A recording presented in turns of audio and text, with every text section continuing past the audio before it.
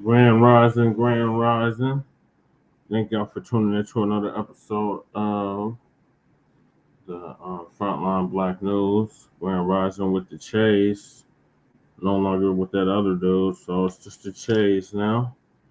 And on this season 1, episode 2 of Grand Rising with the Chase, because I'm going to be solo dolo, it looks like, we'll be discussing several topics. The first topic is that suspected white supremacist Charlie Kirk is back at it again.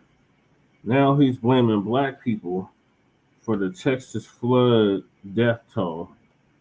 And more specifically, he's upset that black people weren't killed in this as well. So we're going to be discussing that. I was on Tariq's Twitter space last night, so I'm going to play that. And then we got Stephanie Mills, Essence Festival flop. The Essence Festival, for those that don't know, it's been going on for about 50 years now. And it showcases black excellence, especially black women talent, FBA women talent, and now it's been co-opted by the Africans. So now the Africans own it, and it's flopping as a result. Then we got Stephanie Mills puts Essence Fest on blast. The reality of the Pan-African scam. Been telling these mugs, these so-called Pan-Africanists, that's just a scam. They don't want to hear it, so we're gonna go over it right now. Later on. Then who really lost their culture? African sister claims FBAs turned their backs on Africa. No, Africa been turned their back on us and told us, me no black. So then Charleston White backtracks on the Karmelo Anthony slander. Definitely need to cover that. And if we have time, Denver's 25-year collapse. The timeline nobody wanted to believe. So those are the topics. Appreciate y'all tapping in, or whoever's going to listen to the playback. I'm going to hop right into it with this Charlie Kirk nonsense.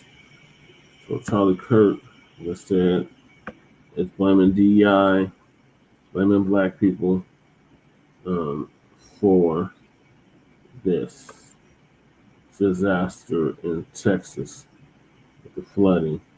I'm going to play a few clips of Charlie Kirk speaking, and then I'm going to play this clip of this brother giving him that work in front of all his little supporters. Over 100 people that have died in Texas Hill Country. What you are not being told by the media anyway is that the death toll likely would not have been as high if it wasn't. I should probably do the copyright disclaimer because he's a punk ass. So he might try to get me, even though I had a copyright disclaimer in the description. Copyright disclaimer under Section 107 of the Copyright Act of 1976. Allowance is made for fair use for purposes such as criticism, comment, news reporting, teaching, scholarship, education, and research. Everybody must be asleep. Hopefully y'all join me. For DEI. If your portfolio is over $250,000 and you aren't hedged, you are sitting on a ticking time bomb. Lies, but history shows, you know what comes next. Volatility and increased portfolio today. Visit Noble Golden. Charlie Kirk. On my way home for the 4th of July. It was the first 4th of July. Days. How did this happen and how can people help? Unspeakable, terrible tragedy. What do we need to know about what's going on in Texas? Yeah, it is an unspeakable tragedy. I was actually on my way home for the 4th of July. It was the first 4th of July I was going to be able to spend with my family in 4 years. I was driving, almost got to Texarkana, and then I got message that that this was happening, turned around, came back down here. And all I can think is, I miss my family for 4th of July, but at least I get to go home and see them. Most up-to-date numbers we just got this morning from the sheriff and city administrators. 82 dead with 55 adults, 27 children, 10 of these children from the Mystic Camp, this Christian summer camp, that are still unaccounted for. And I asked the question, what are we talking? What's the total universe of missing? And I've been asking that the last 3 days, and I have not gotten an answer. Today, they said the same thing. They can't give an answer. I said, well, are we talking dozens or hundreds? And the response was a lot. So you can read into that what that means. It's not dozens. And so that's where we're at right now. This was a catastrophic weather event. I also followed up the question, and not to get in the weeds on geoengineering and the rest of it, but there's no question about it. Texas, a lot of these dry areas have been using cloud seeding for years to help the farmers in these areas. Last year was one of the driest years on record. In fact, the river actually stopped running last year, and so they've been using it. And I just asked the question, is there, as the mainstream media is going after this, trying to pin this on President Trump, I think it's legitimate. That's not legitimate, but what's legitimate is to say, are there other factors that played into this? The fact that this storm came and stopped, basically parked over Texas for hours and hours and hours, and instead of jumping 4 inches to 6 inches of rain, it dumped over 15 in some locations. That's where we're at right now. It's a tragedy. These kids should have, hopefully, you think back and you think, man, we should have gotten them out of there. But coming from Arkansas, watching these weather patterns come up, you see this all the time. Flood warning, flood watch. You never think. I'm standing, just to give you perspective. You can see the broken down truck behind me. If I turn the camera, you can see the river in the distance there.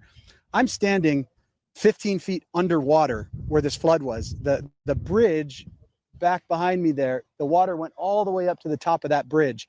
So the amount of water we're talking about is really unimaginable. And it's something that doesn't happen. So anybody out there saying, well, you should have known, you should have done, we could talk about all that stuff after the fact. We definitely need to look at that. Should we have flood sirens like we have tornado sirens? Definitely worth talking about. But right now, the entire focus is on finding those 10 missing girls, and the rest of the missing, now presumed, moving from that rescue to recovery. We're in that phase now, 72 hours. Very few rescues will happen. We keep praying, though, and that's my message to everyone. Your final question, how can people help? There is a community, Hill Country Community Foundation that's set up. I would ask you guys, don't give your money to Red Cross. Give your money local to the local community. They know how best to spend it. And it's the Community Foundation of the Hill Country. You can go on the City of Kerrville's web or Facebook page. You can get all the details there. That's where I would ask you to send the money, send your donations. Don't come here. Don't try to do your own investigations, do your own recovery efforts. Don't do that. Let these guys do it. It is being handled. President Trump, Kristi Noem, Governor Abbott, down to the local. These guys, I've never seen an operation so efficient and so good. So keep them in your prayers. Keep the family in your prayers. And if you want to contribute, do it to the local communities. Okay, really quick, 1 minute remaining though, Ben. People are blaming President Trump for this. What is your response to that? Yeah, it's absolute nonsense. I watched East Palestine. I watched North Carolina and Tennessee, the dismal failures of the last administration when they were wasting all of our money, trillions of our dollars on things, on garbage. What President Trump is he is a businessman. He's an efficient businessman. Everything he does, the decisions he makes are strategic to making decisions that help our country. Everyone from the top down has said all of that is absolute nonsense. The reaction, the response we're seeing here is the best response I've ever seen. Again, having covered all those other disasters from the local, the state, and the federal level, this is by far the best response I've ever seen. Anyone saying otherwise is a liar. Ben Berquam, God bless you. I hope you get home to your family soon. Thanks for your great work. Thank you.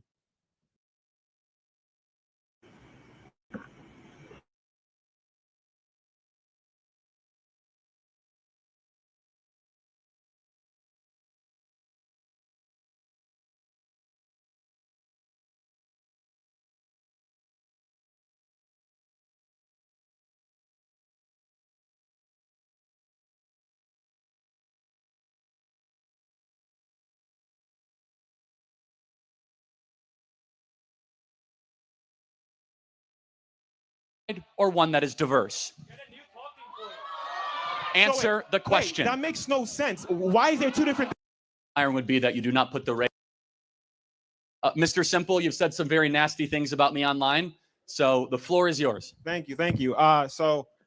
Simple question, Simple Black Theory. What do you think about blind hiring? Are you for blind hiring? No. No. So why not? Because blind hiring, for those you don't know, is based on merit, where you don't look. Not.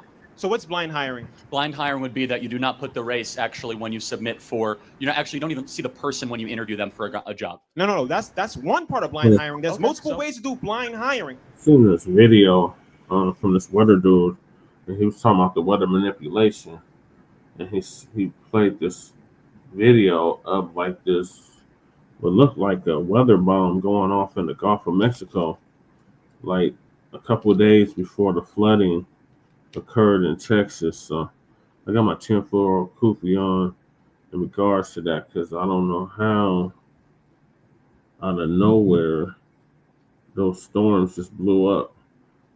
And it was right after this weather manipulation went off that these storm clouds started forming in the Gulf and surrounding, and then that whole section of Texas flooded like a couple days later after tropical storm, what was it, Beryl, came through Mexico.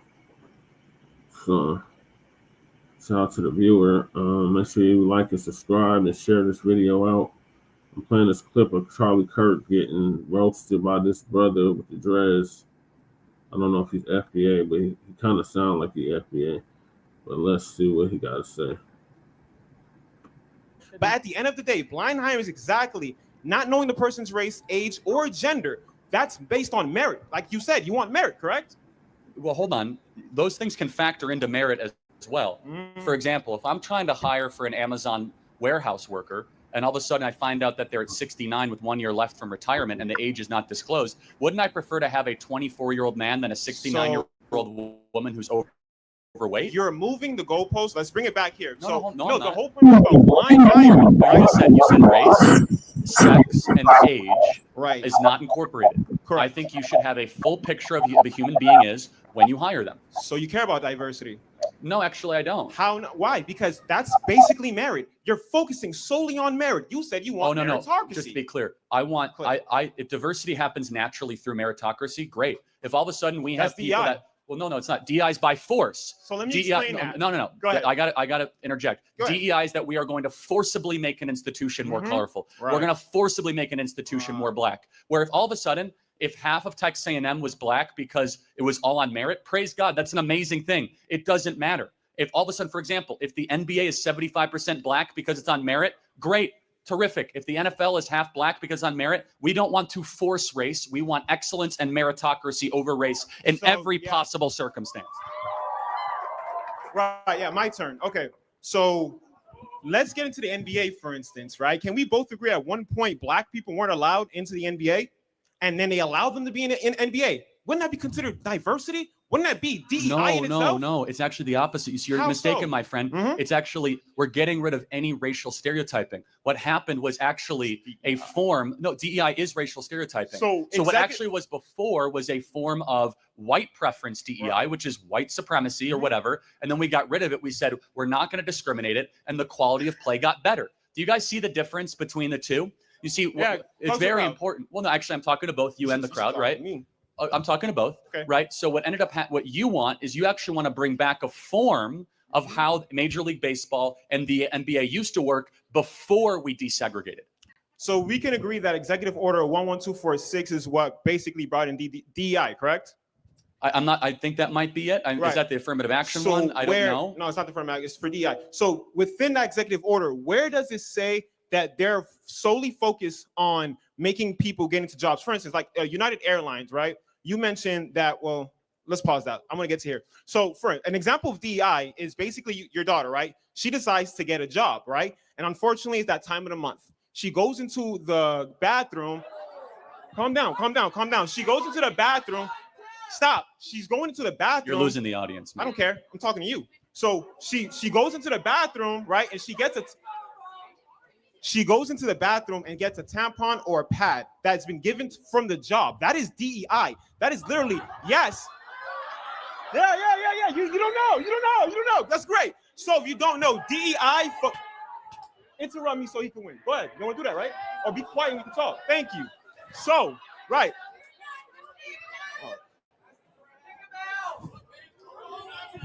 Can I continue? Thank you. So my thing is dead. All right. So yes, because in Executive Order 11246, they say that DEI is focusing on a safer environment and a more equitable environment within the workplace and the hiring process. Let's look at Google. Google actually does DEI. You know how they do DEI? Give me an example of, do you know Google's DEI?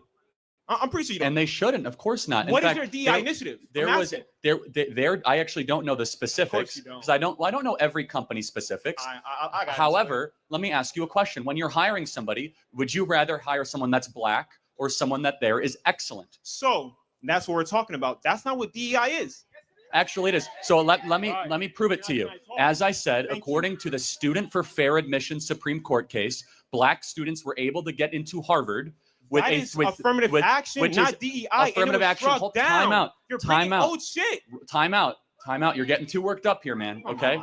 Time out. Affirmative action is DEI in practice. You see, DEI is a theory. Wasn't it struck down by Supreme Court? Yes, and they still ignore so it. Why are you bringing it up? Because they're still ignoring it, my friend. So let's focus on my question. I asked you. Hold on. Let's get back to the core macro tenet. Which I think is very important. Correct. Which is, wouldn't you prefer a country built on excellence and merit, not one based on forced pigmentation diversity? Why does somebody's skin color matter? No, tell me, what differences do you as a Black man and me as a white man have, and why does it matter? Okay, so why does it matter? So let's look at, because again, you don't understand what DI is, and you're trying to put it into one stance, which is not. So thank you. So back to this question. So in executive order, and correct me if I'm wrong, you don't know executive order 11246, correct? So I have an idea of what President Trump signed, correct? But because he got rid of that executive order. Right. And in that executive order, it says literally, y'all can Google it too. It says that DEI focuses on both the workplace and hiring. Got it. So does it now focus let on me diversity? explain. Now let me explain a does DEI it have initiative. The word diversity? Yes. We should not have any forced diversity, period. End of story. It's not forced diversity. It does not say forced diversity. And I'll put money on that too. Does it say diversity? It says diversity, yes. Well, then it's forced diversity. But it's not forced diversity. Then what is it? It's a suggestion? So correct me if I'm wrong. Tell me if I'm lying. Does it say forced diversity in the executive order? But it has the word diversity. Does it say forced diversity in executive order? Hold on, let me get this straight. Executive order with the word diversity. Can I give you an example of DI initiative? Let me give you an example of DI initiative so you have a better understanding. So let's look at Google, right? Google's one of the hardest companies to actually get into. In fact, I believe there's a 0.2% chance that you actually get the job, right? They actually run a DI initiative. Their DI initiative is called a hiring committee, where they have a diverse group of people that have been working. Awful. How? So you're telling me Google sucks? Google actually is, honestly. So y'all using Bing. Y'all using Bing. Honestly, ChatGPT is way better than Google recently. I don't know about you guys. No, but honestly, to your point though, Google has lost its competitive edge in a lot of ways the last 10 years. Hold on a second. Again, Google does a lot right, but hold on. Google has lost the social media war. Google tried to launch a Facebook competitor, an Instagram competitor, failed. They tried to also launch a Zoom and a Skype competitor. On the conversation. That has no proof Google's that market cap. Google's market cap, otherwise known as Alphabet, has actually missed expectations over the last 2 years versus Netflix, Amazon, and Apple and Microsoft. In fact, there was a prediction 10 years ago that Google would be the first $3 trillion company. Right. Turns out that it was actually Microsoft that was the first $3 trillion company.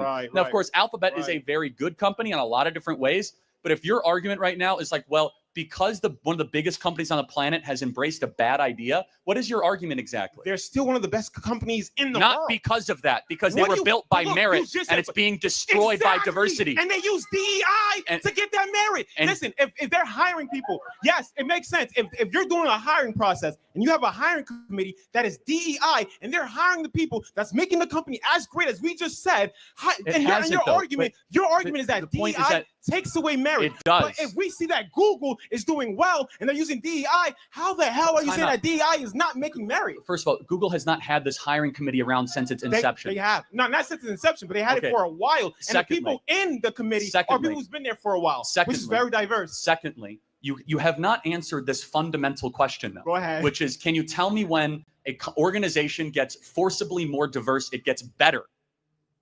Google. Again, I just proved to you. Google is okay. I just gave you Google. Again, they use DEI. Not only are they one of the best companies. Oh yeah. I hate that argument. Great.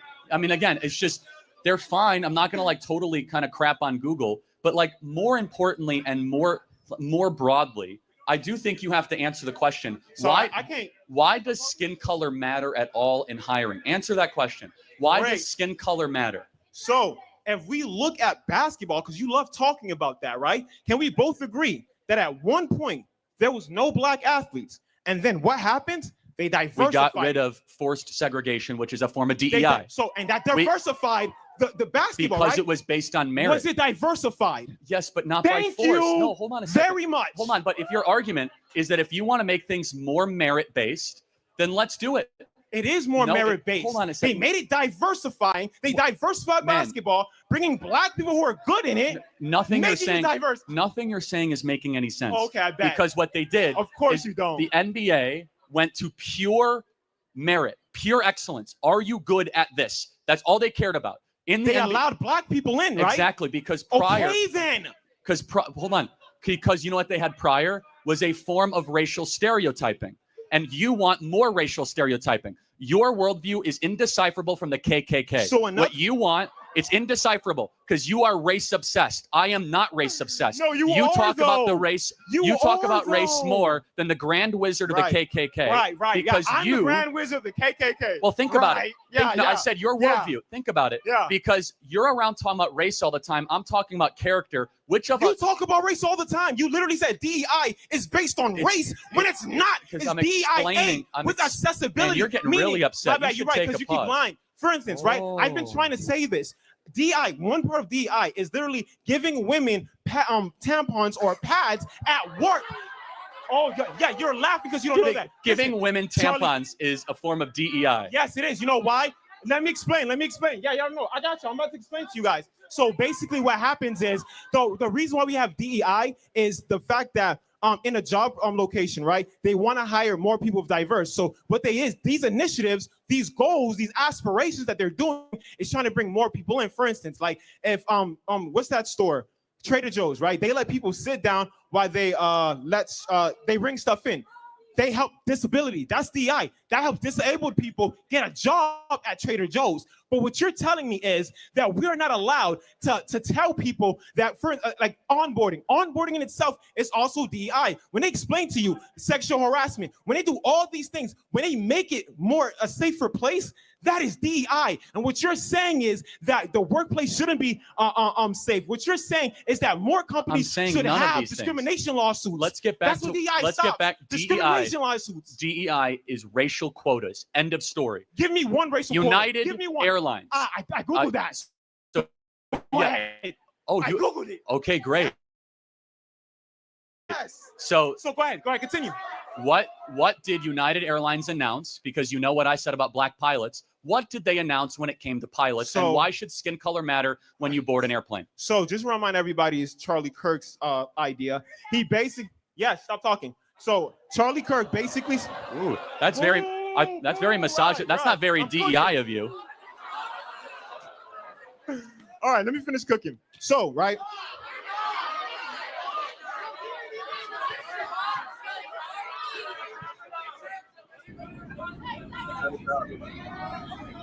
So, can I finish?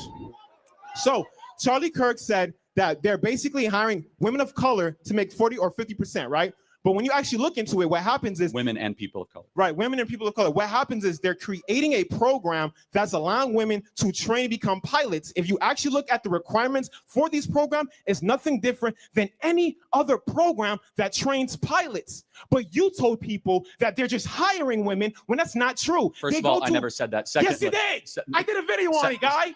Yes, I know what I said. Secondly, when you hire based on race and not on excellence, you end up compromising the standards of excellence. They're not hiring based on race. Allow me to finish without interrupting. All right, go ahead. When you hire based on race and not on excellence, you end up compromising excellence to be able to pursue race. We know this with Harvard, University of California. We know this with major companies. We know this with the government. Exactly. DEI, that is affirmative action is DEI philosophy in practice. Already. You're bringing old shit that's been Allow me to finish my statement. They are actively defying the Supreme Court decision, or they're contorting their policies to try to fit their own DEI agenda. But let me ask you a question. If you were to board a United Airlines, I didn't get the finish. Right. If you were to board a flight with United Airlines, would you rather have a pilot that is qualified or one that is diverse? Answer the question. Wait, that makes no sense. Why is there two different things? How is it different? When you go to American Airlines. Because in the pursuit of diversity, you sacrifice excellence every time. We know this with Harvard. Right. We know this with Yale. So we know this with the military. Right. Every time, Right. every example that we pursue diversity, an institution becomes less excellent. So it becomes subpar. When you go on a plane, do you go to the pilot and ask for their credentials? Or do you believe that the airline did the right thing and hired the right? So you ask No, for I their don't. credentials. Actually, I'm starting you don't. to. So Hold on. I start to doubt it. That was my statement. Diversity and that merit was my thing. statement. Right. My statement was if you're going to go from 4% of the pilots being black to 50% of the pilots to be black, it begs the question: you are going to lower the standards. So my you're question going to put a square peg through a round hole. You are going to force something that naturally is not happening, and you will all of a sudden be playing a very treacherous and dangerous game when you board a plane. When I get heart surgery or if I board a plane, I don't care about the color of the skin of the person doing it. Right. I want excellence and I want meritocracy. Yes. So stop talking. Are you talking? So, right, let's get back to, because you're talking a lot.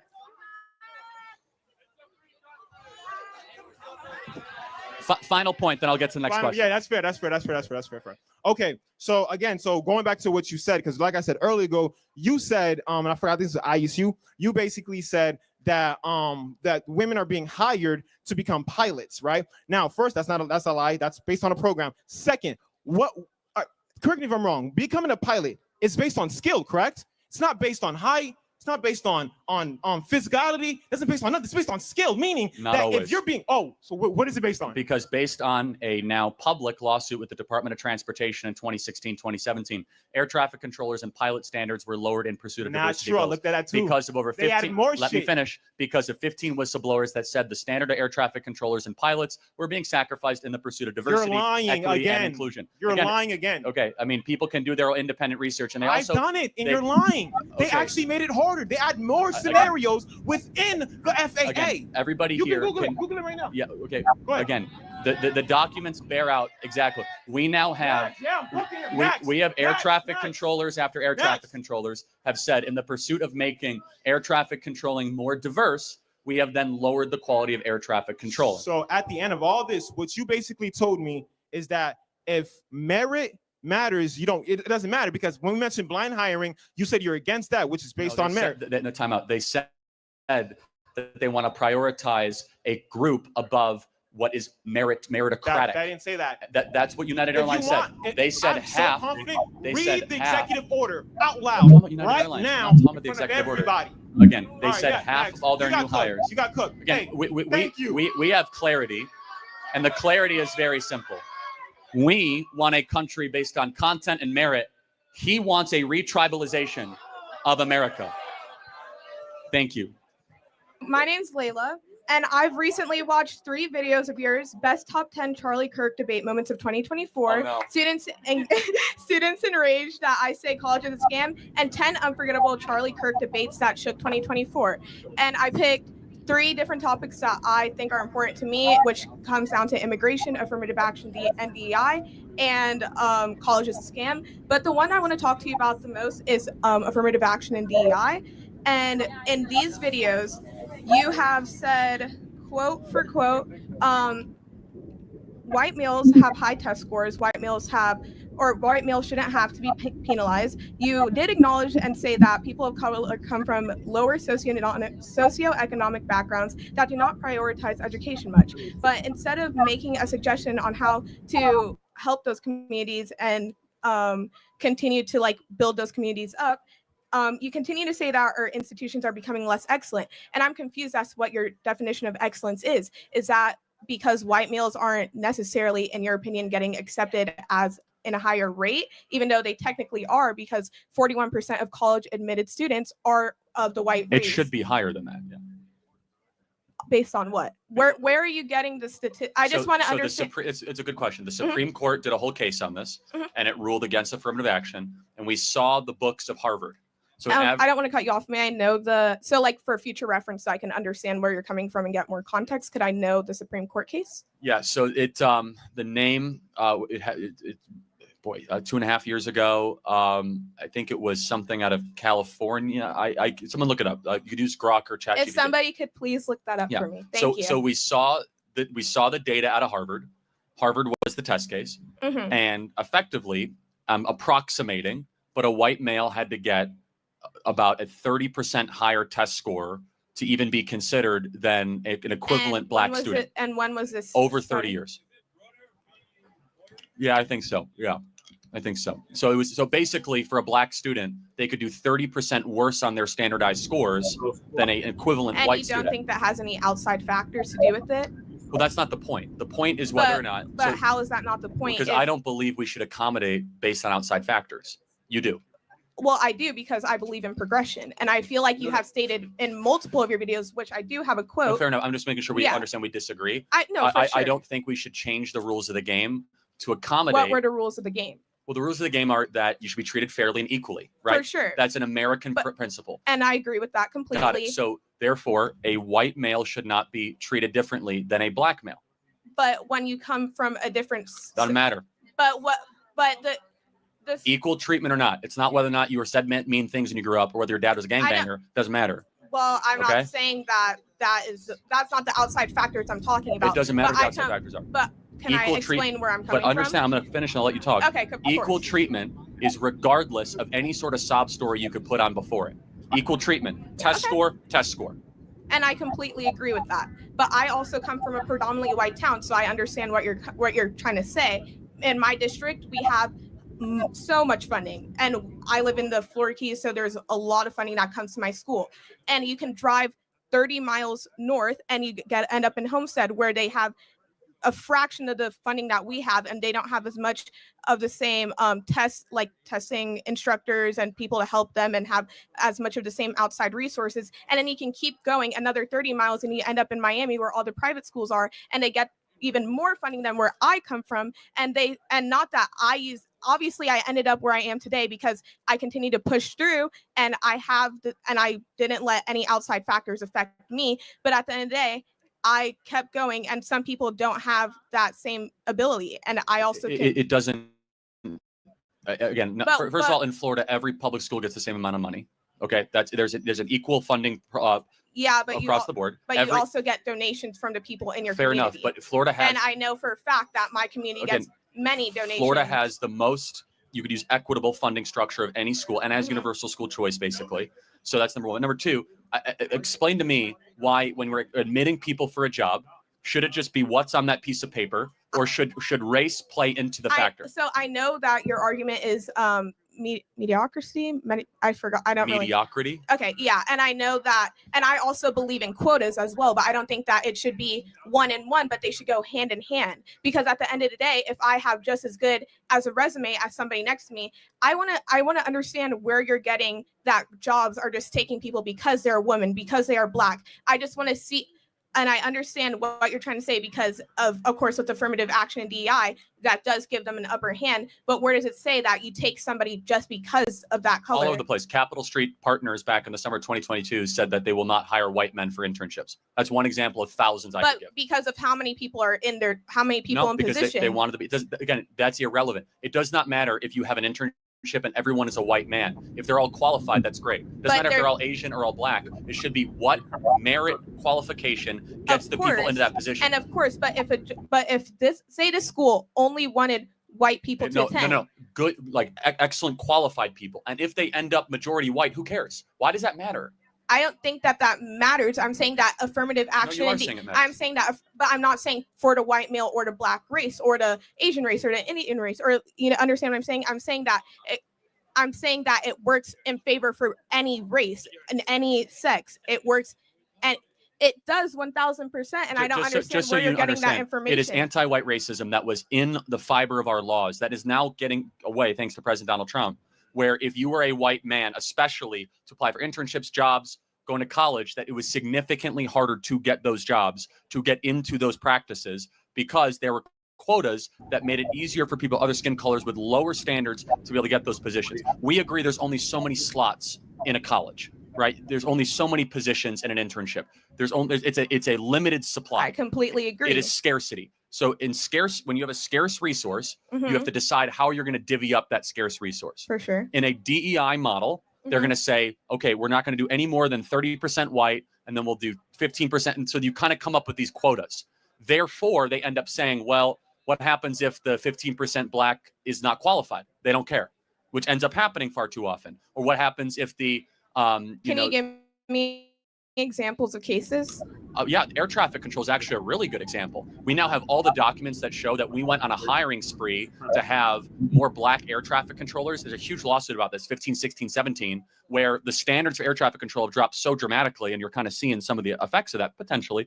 And again, it's in almost every single corporate practice, every single college institution. But it just kind of comes down to more of a moral argument that I have, which is that if you have something based on merit, I don't care if it's all Black, all Asian, all white. It's an excellent group is what I want, not a diverse group. I care about excellence, not diversity. Because I do not believe diversity is a strength. I believe unity is a strength. I believe the pursuit of higher purposes is a strength. Does that make sense? Yeah, I do understand where you're coming from. I feel like I do agree with some of the things that you did just say, and I may have to do some more research on the things that you said before, but I guess we can agree to disagree for the time being. Thank you for your time. Appreciate it. Thank you very much. Just for context, I want to hear the Latino going to ask him some dumb shit.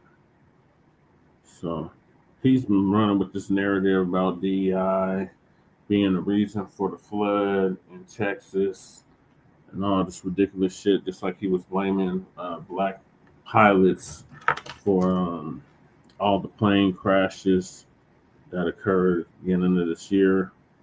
So Charlie Kirk, he's definitely a piece of work and a white supremacist. He's not even suspected. He's just a white supremacist.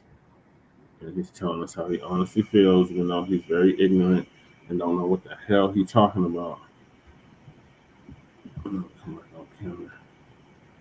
What up, crew? B1 salute to you.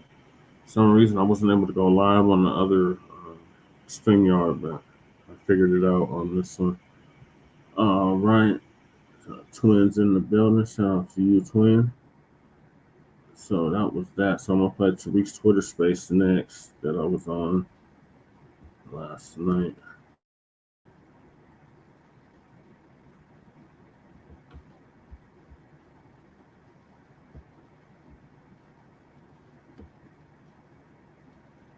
Charlie Kirk, like I said, he's blaming DEI. He's blaming Black people specifically because DEI is code for Black people, just like BLM was code for Black people, just like woke is code for Black people, just like Doug's is code for Black people, etc. So I'm gonna play that now. It's not just incompetence. This is DEI working to undermine meritocratic institutions, and more people likely died than otherwise would have because of DEI. Let me prove it to you. In 2014, the Obama administration sued the Austin Fire Department, about 11 years ago, fire union, for supposed racial discrimination, resulting in a settlement. So the Obama administration was so worried that the fire department in Austin, Texas was racist, because, you know, when you're putting out fires, you got to make sure that you have a diverse fighting force. All jokes aside, well, the pressure was on the city to prove its diversity credentials. So a few years later, they picked Joel Baker as their first Black fire chief. He announced right away that promoting diversity is one of his top priorities. They brought him in from Atlanta, and his priority was not putting out fires or being prepared for floods. No, his priority was to make sure that the fire department was Blacker.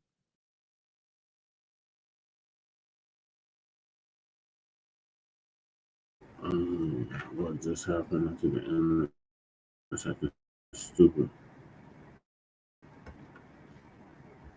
Oh, stupid ads. All right, we in the building. What's going on, guys? We are in the building, ladies and gentlemen. Round of applause for you.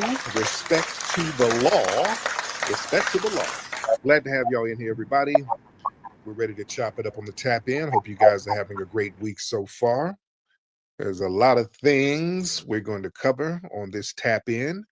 So it would behoove everybody to give me a nice retweet. That would be absolutely phenomenal if I can get that retweet from everybody. You could do the same. And before I get started, I got to give a shout out to some of the regulars in here as I scroll down very quickly. I'm not going to take too long. I just got to shout out some familiar faces. Zuri Ali, 7. Court, where you been hiding, dear? I ain't seen you in a minute, Court. We have Brother Monsoon in the building, FBA Law, Monisha P. We have Jalan, we have Roger, we have Ice Cole, we have Rhonda, Miss Skyline, we have Ty Powell, Michi God, Brother Randy in the building. We got Yapa, Rashonda, and the legendary, the Tethanator in the building. So glad to have everybody in here, family.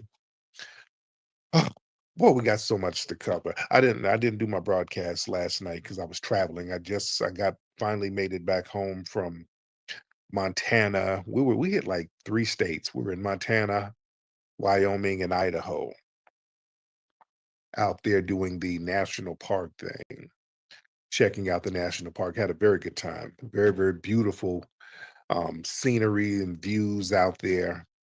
If you want to go out to the national park, that'll be a great trip for your family.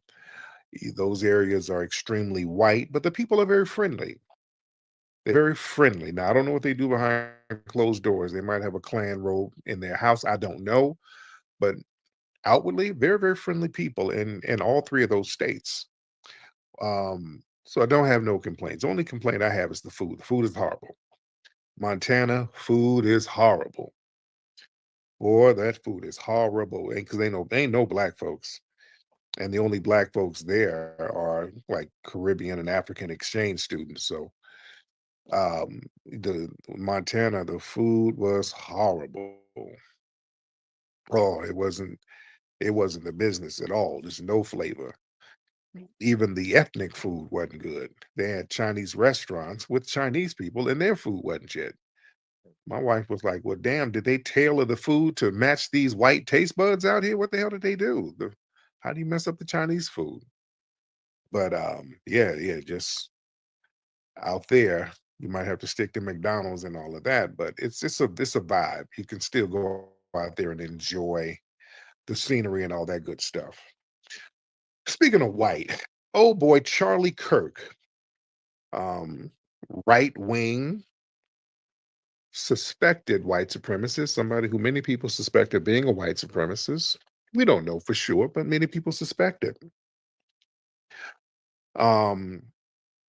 He weighed in on the tragedy that was happening down in Texas. Now, if you know, in Texas, in Kirk County, there was a flash flood that took the lives of a lot of people. There's a lot of people dead and missing, and a majority white people. A lot of white people died tragically. White men, women, and children. And I don't like that's horrible. That's horrible. I don't like to see anything happen to children or anybody for that matter, but especially children. That's very tragic.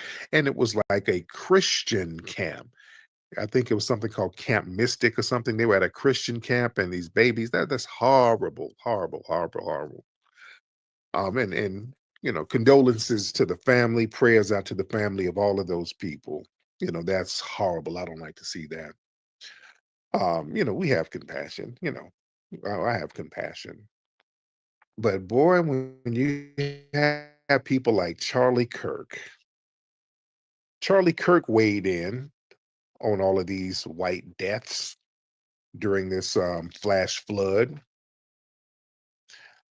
And boy, through all types of twist and logic, do you know he found a way to blame black people?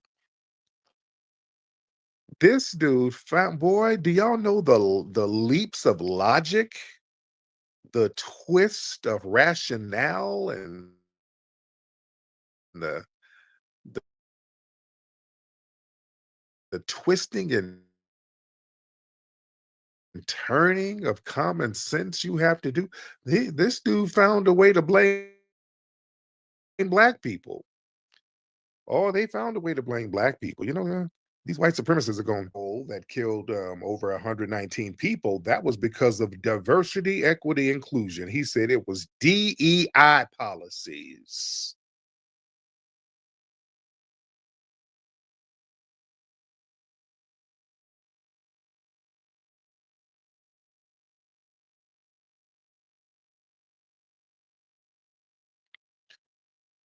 Oh boy. Oh, it's the boogeyman. If it weren't for the DEI programs, more people would have been saved. And then he started talking about Austin, Texas. There's a fire chief who's black, Joel G. Baker. He's the city's first black fire chief. So Kirk was like, yeah, that appointment was DEI rather than merit. And with them, all of us are DEI. That's the little trick bag the white supremacists always do. They'll sit up and say, oh, you guys need to pull yourself up by your bootstraps. Oh, you guys need to do better. Okay, we're doing better. We pulled ourselves up by the bootstraps and we're doing great. Oh, that's DEI. Oh, that's affirmative action. So it's just damn if you do, damn if you don't. That's why I don't trip on these white supremacists. So he started talking about how they prioritize making the department blacker over preparing for emergencies like the flood. He blamed the black fire chief for delayed deployment of specialized search and rescue crews in Kirk County. That's where most of the deaths happen. Oh, it was those blacks who are so incompetent. Oh, they don't know how to do this. Oh, they don't know how to do that. It was that whole garbage. Now, mind you,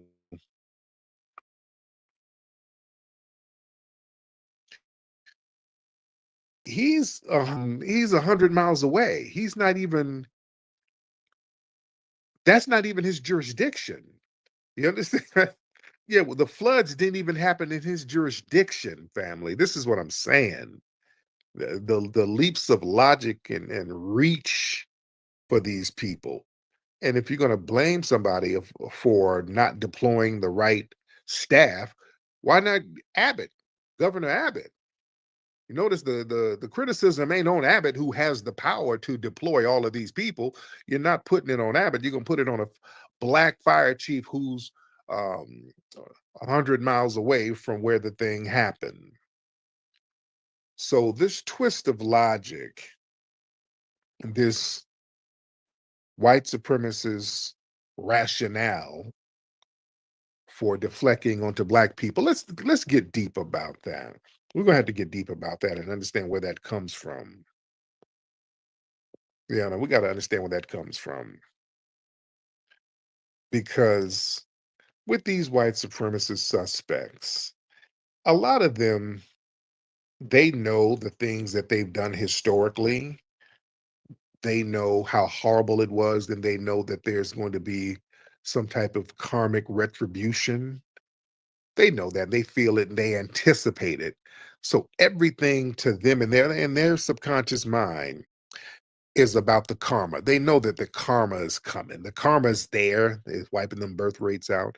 So the people like Charlie Kirk and these suspected anti-black racists, when things like that happen, people like Charlie Kirk, they think all of those white people being taken out by a natural disaster, in their subconscious minds, they feel like that's a form of karmic punishment for their own history of white supremacy.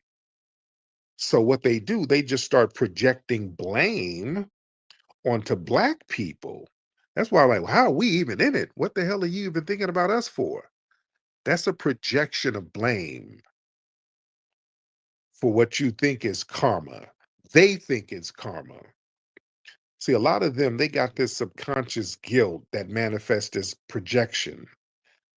See, the white supremacists, they carry generational weight of violence, colonization, systematic oppression. So when disasters strike their community, there's a subconscious sense of guilt that something is coming back around. So instead of confronting that guilt, they just project the blame onto random black people. Oh, it's the DEI. Oh, it's your fault. Yeah. and DEI, and that's a scapegoat. That's nature's indifference. Come on now, they can't fight or rationalize natural forces like floods. You can't fight the flood. You can't fight nature, but you got to understand something. The white supremacists look at nature and black people being one of the same. We are nature's people. We are a natural people. They look at nature and us as one and the same. You understand? Melanin is nature. We are of the earth. We are of this planet. We are one with the planet. We have respect with the planet. That's why we had hoodoo, where we interacted with plants and we understood the properties of plants and roots. We became one with the nature. That's what George Washington Carver, our great scholar, he said he could talk to the plants and the plants could talk to him, meaning he had some kind of connection with plants. We all had that.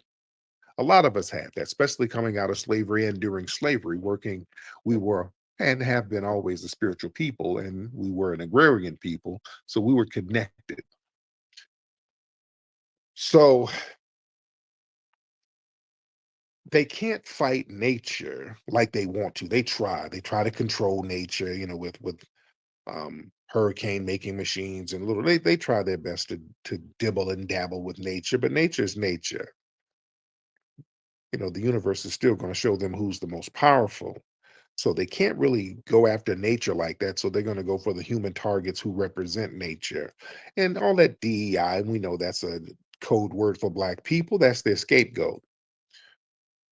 DEI, that's supposed to be symbolic of black advancement and racial displacement to a certain degree. So if tragedy occurs under a quote DEI-led administration, it must be black people's fault without any regard of logic whatsoever. You see? So the thing is, another thing, these people, they got this historic belief in divine whiteness that they've created for themselves. They think that these white supremacists hold on to their little belief that whiteness is divinely protected and favored by God, which they know is cap. So when nature devastates white lives, it violates their core myth. So to maintain their worldview, they got to invent a narrative. Well, this happened because of diversity, not because we did anything wrong. Yeah.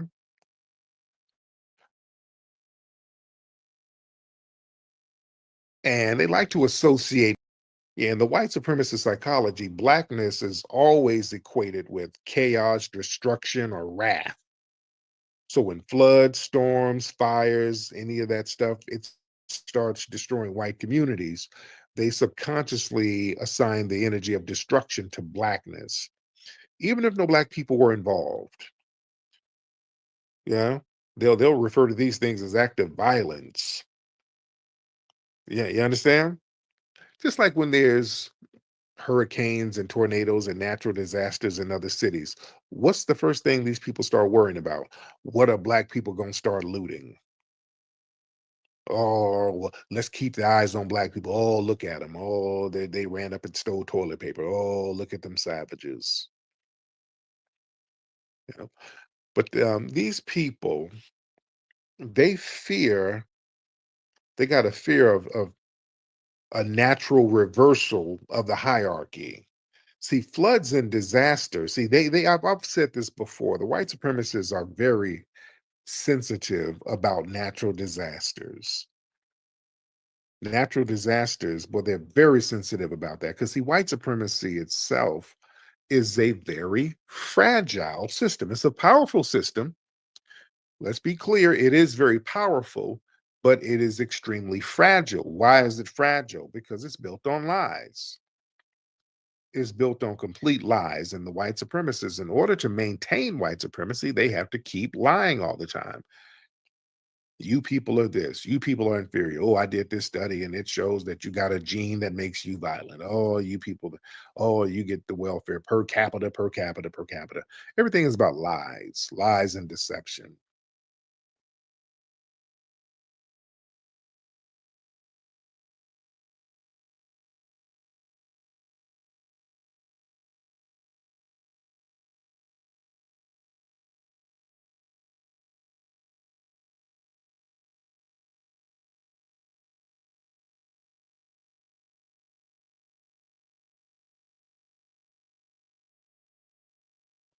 which is a weak foundation. See, the foundation of white supremacy is weak because anything built on lies is weak. Anything built on something deceptive is weak. The foundation of anything has to be built on truth. Truth is a foundation within itself. Truth keeps things grounded. When things are built on truth, when things are built on honesty, when things are built on integrity, they will last longer. You understand? And a system built on a myth that isn't true is always in a state of insecurity. It's like the Wizard of Oz. The Wizard of Oz, and the great movie and a great metaphor in the movie. In the Wizard of Oz, there was this make-believe fake land with all of these monsters and weird characters and all of this stuff, flying monkeys and just all this stuff. And it was really being controlled by a timid little scared man behind the scenes. See, that represents white supremacy. That represents white supremacy. And these people are very sensitive about the house of cards falling down. You see, so that a natural reversal of the hierarchy, that's a problem, because see, floods and disasters, that levels everything and everybody becomes equal, rich, poor, white, non-white. If a tornado comes, earthquake comes, a flood comes, destroys your house and all of that, everybody's going to have to be in a shelter somewhere. Everybody's going to be equal.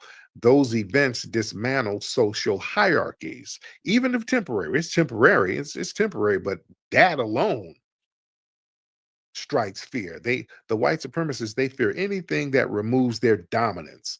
Nature becomes an enemy, and Black people become the symbolic representation of that natural equalizer. That makes sense, family? I don't want to get too deep on your ass, because I'm kind of digging in my Dr. Welsing bag a little bit. Because see, colonial paranoia is also there with these people too. The land remembers. They know the land remembers. There's a deep-rooted paranoia that the very land they colonize remembers the violence. Because down there in that area, by the way, the Black Seminoles and all of those folks were down there in that area of Texas. So there's a lot of ancestral memory in that area, in that land. Yeah. When you get I tell you, when y'all get around that water, we were enslaved around that water. I keep telling y'all, there's energy around that water where ancestors of foundational Black Americans were. And a lot of these people, these white supremacists, when they see these tragedies happen in these areas, when they see that, they like, uh-oh. They're like, the earth remembers. And they sense that the ancestral energies are retaliating. So instead of reconciling with that, they'll just misdirect that fear into, oh, these DEI Negroes, oh, they're so woke. Just irrational as hell. That'll make no sense. But white supremacy doesn't really make no sense. That's why it's easy to debunk these people when you know what you're doing. Y'all hear them when they call up. Are these rational people? Yeah, y'all hear these folks. They call up drunk in the middle of the night, going through it. That's you drunk all the time. That's paranoia. So a lot of people, they displace responsibility to avoid introspection. See, to reflect on why these disasters happen, that means confronting issues like climate change, zoning, wealth inequality, lack of infrastructure. All are sustained by white-led systems. We don't control none of the institutions down there. We don't control the waterworks, the city plumbing, whatever. We don't really run that. But instead of blaming the white people who didn't do the structures correctly, or the governor down there who didn't administrate or who didn't deploy the right people to go rescue folks. You're going to blame a random black fire chief 100 miles away. Yeah, that's that I'm white and I say so nonsense. And see, there's a psychic link between nature and racial anxieties. The white supremacists, they've long demonized black people as being too close to nature, primitive, animalistic. You see, that's another word for you. Just you Negroes are too natural. So when nature lashes out, there's like a subconscious rationalization of the disaster itself. It's like the nature is acting black. You understand? Nature is being a Negro. They're mad at God. They're mad at nature. Like, oh, this Negro nature took these white people away. It's a real weird vibe that these people have in their subconscious mind. In the back of their mind, it feels like black vengeance, even if nobody says it out loud. Again, that's why this weird projection onto us. We don't got nothing to do with nothing. There's always, these black people did it. Oh, it's their fault. Oh, they're 100 miles away. How come they couldn't drive over here and help out all these white people? It's just weird.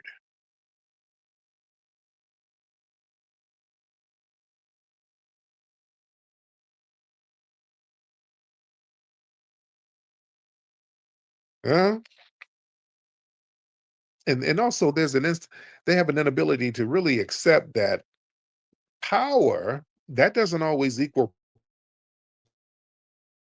protection. You understand? Power doesn't equal protection. See, the white supremacists, they operate on the belief that whiteness equals safety, control, and immunity all over. Because within their system, they have immunity, they have control, they have general safety within the confines of white supremacy as it relates to us interacting with them. But see, when you have natural disasters, see, nature defies that logic. So nature comes in and just smack everybody around. They don't give a damn. Nature comes in and takes out a whole little white community. So they have to invent, the white supremacists, they got to have an alternative explanation. Oh, it must be the fault of the DEIs. Oh, it's woke culture. Oh, these blacks somehow summoned this.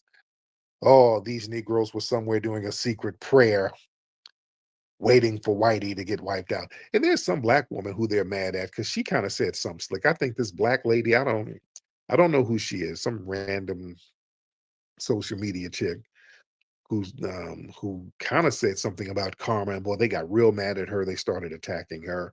But from what I understand, this chick has her a damn zaddy. So I don't know. I don't know the details of that, but that's something else.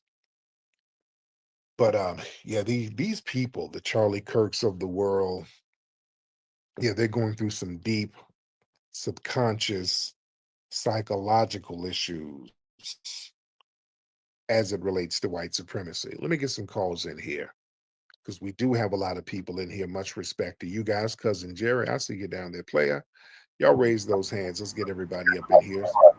Smack, what's up, Mr. Smack? Oh, Smack, I had you on the other day. Okay. I remember you, Smack. I had you on the other day and everything like that. Let me get a couple of people in here. I forgot what we talked about, Smack, but I'll get you on in a second. I know I think you were a tether, if I'm not mistaken, and you were talking about some BS. Let's get Jesse. Let's get Jesse in the building. Jesse in the building. Jesse, what's up, Jesse? What's cracking, Tariq? Hey, Brother Jesse. How you doing, Sam? How you doing, brother? I'm good. I'm calling out the Mile High Income City out west, Wild West, out here where you at in Yes. Mile High. There it is. I want to touch on how you were saying how the white folks out here is nice. I'm like, what kind of white folks you been dealing with? Because we in Klan headquarters out here in Colorado. Oh, you in Colorado? Yeah. Oh, yeah. That's a little bit different. All right. Yeah, Colorado is a little bit different. But yeah, up in Wyoming and Montana, the white folks are so damn nice. Yeah, nice as hell. I've been out to Wyoming. It's pretty cool out there. I was Yeah. up in Cheyenne, and I went through Rock Springs too. It's all right out there. Yeah, they're cool. I mean, I'm not gonna lie on them. They were very nice to me and the family, very respectful. Yeah. I didn't have any issues. They were very, very cool people. Colorado's a little bit different, but yeah, out there, Top it up. they were just very, very nice. Very good. Thank you for the call, by the way. Not only that, dude, my second day when I got to the Montana area, because we're like right on the border of Montana and Idaho, and it's like open fields, just, you drive down the freeway, the highway, and it's just like cows and horses and all of that. And Wildlife. I'm dipping. I'm driving fast as hell. They dip. I'm peeling through those areas. My wife, she bucking her eyes. You got to slow down now. You're gonna hear the moose. Calm down. Anybody no damn moose. And I'm driving, flying, and I ended up getting pulled over. We got pulled over by a white cop, and his ass was cool. He didn't give me no ticket. He was cool as hell. I got pulled over with a white cop. He was so nice. Like, hey, buddy. I stopped you. You went past that stop sign, and you're going 90 in a 50-mile zone. Shit, I'm bucking my eyes. For real? I thought I was getting chased by a bear. I'm bucking my eyes trying to get out of it. Now, hold on, let me get your license in there. Is this a rental? Let me get the rental agreement. And I'm like, oh, shit. I gotta pay this ticket. Hopefully it ain't gonna be no bullshit. So he came back, right? Just gave me my stuff back. Hey, just kind of mind the speed limit. I know in different places the speed limit's kind of high, but out here we have to slow it down for the animals. He just gave me my stuff back. Cool as hell. I'm telling you, they were cool as hell. I'm not gonna lie on them. Miles an hour in Miami. So this is stupid ass ads.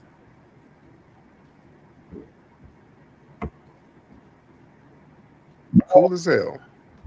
Didn't I? Oh yeah, in that video there, that clip rather. So I wanted to show y'all what I was talking about earlier about this bomb going off in the Gulf of Mexico like a week ago, a little over a week ago, actually 10 days ago, right?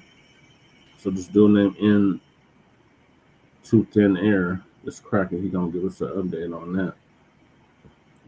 Just when I come to this channel and I want to get like a lot of weather information, like about hurricanes and tornadoes and stuff.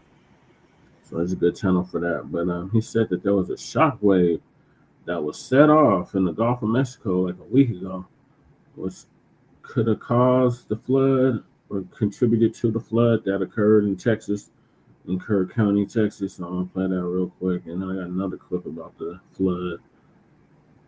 Welcome back, everyone.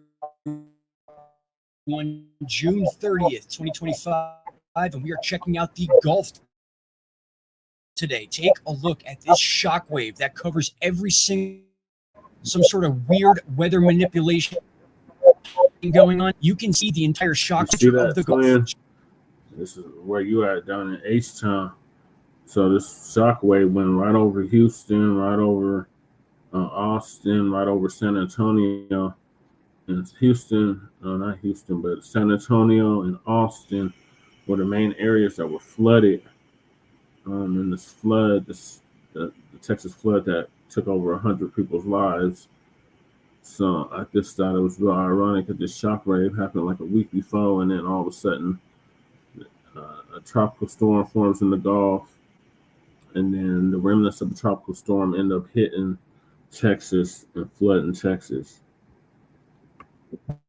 Straight up to all states that touch that water. And as you get a little closer near Texas and Louisiana, we start seeing our next red beams firing in all directions, just as this front crosses that area, and then you're not going to believe what's on the horizon. Finally, we're already in July, and we've only seen the letters A and B, which quickly formed and disappeared, which would be Andrea and Barry. Now, Chantel might be another story as far as hurricanes go, but we're expected to see at least a possible tropical storm in the Gulf this week or within the next 7 days. And you can see that right here on the 5-day tropical outlook chart. As of right now, they're kind of expecting this thing to possibly roll up the west coast of Florida and then hug the Gulf states, the Panhandle, Alabama, Mississippi. This could all change in a short period of time, but I think it's very interesting how we've had such a quiet season, and then out of nowhere, we get this explosion of energy in the Gulf. That's a weird-looking phenomenon. It does not look natural to me. It's involving the Netred towers, then zapping the crap out of this front. That seems artificially made to me. Of course, this is just my opinion, which I'm allowed to have. God forbid you have your own opinion these days online, but this is very strange, my friends. This is not something you see every day. This is a very unique type shockwave looking thing that is on the Netred charts. And I mean, the more you look at it, the more it seems that way. It's just a place, you see these small versions across like half a state, but this spanning multiple states, one giant wave. Now, temperatures are supposed to be super hot all along the Gulf states, including Mexico, so it's definitely not a cold front. And if you look a little closer, you can see it kind of originates in a small, compact area within the center of the Gulf before it's not just because of the visual, but because it begins in that short, compact area, and then you can literally follow this wave all the way up thousands of miles into the United States. Just a very, very wild video, my friends. Please take the time to share this, subscribe, and please check me out. And do the same for Frontline Black News. Yeah, what are y'all thoughts on this? This is crazy, huh? Next red caught this on radar about a week before the flood hit Texas. So this other dude is going to talk about how the path of the eclipse that took place last year and the year before crisscrossed right where the flooding happened.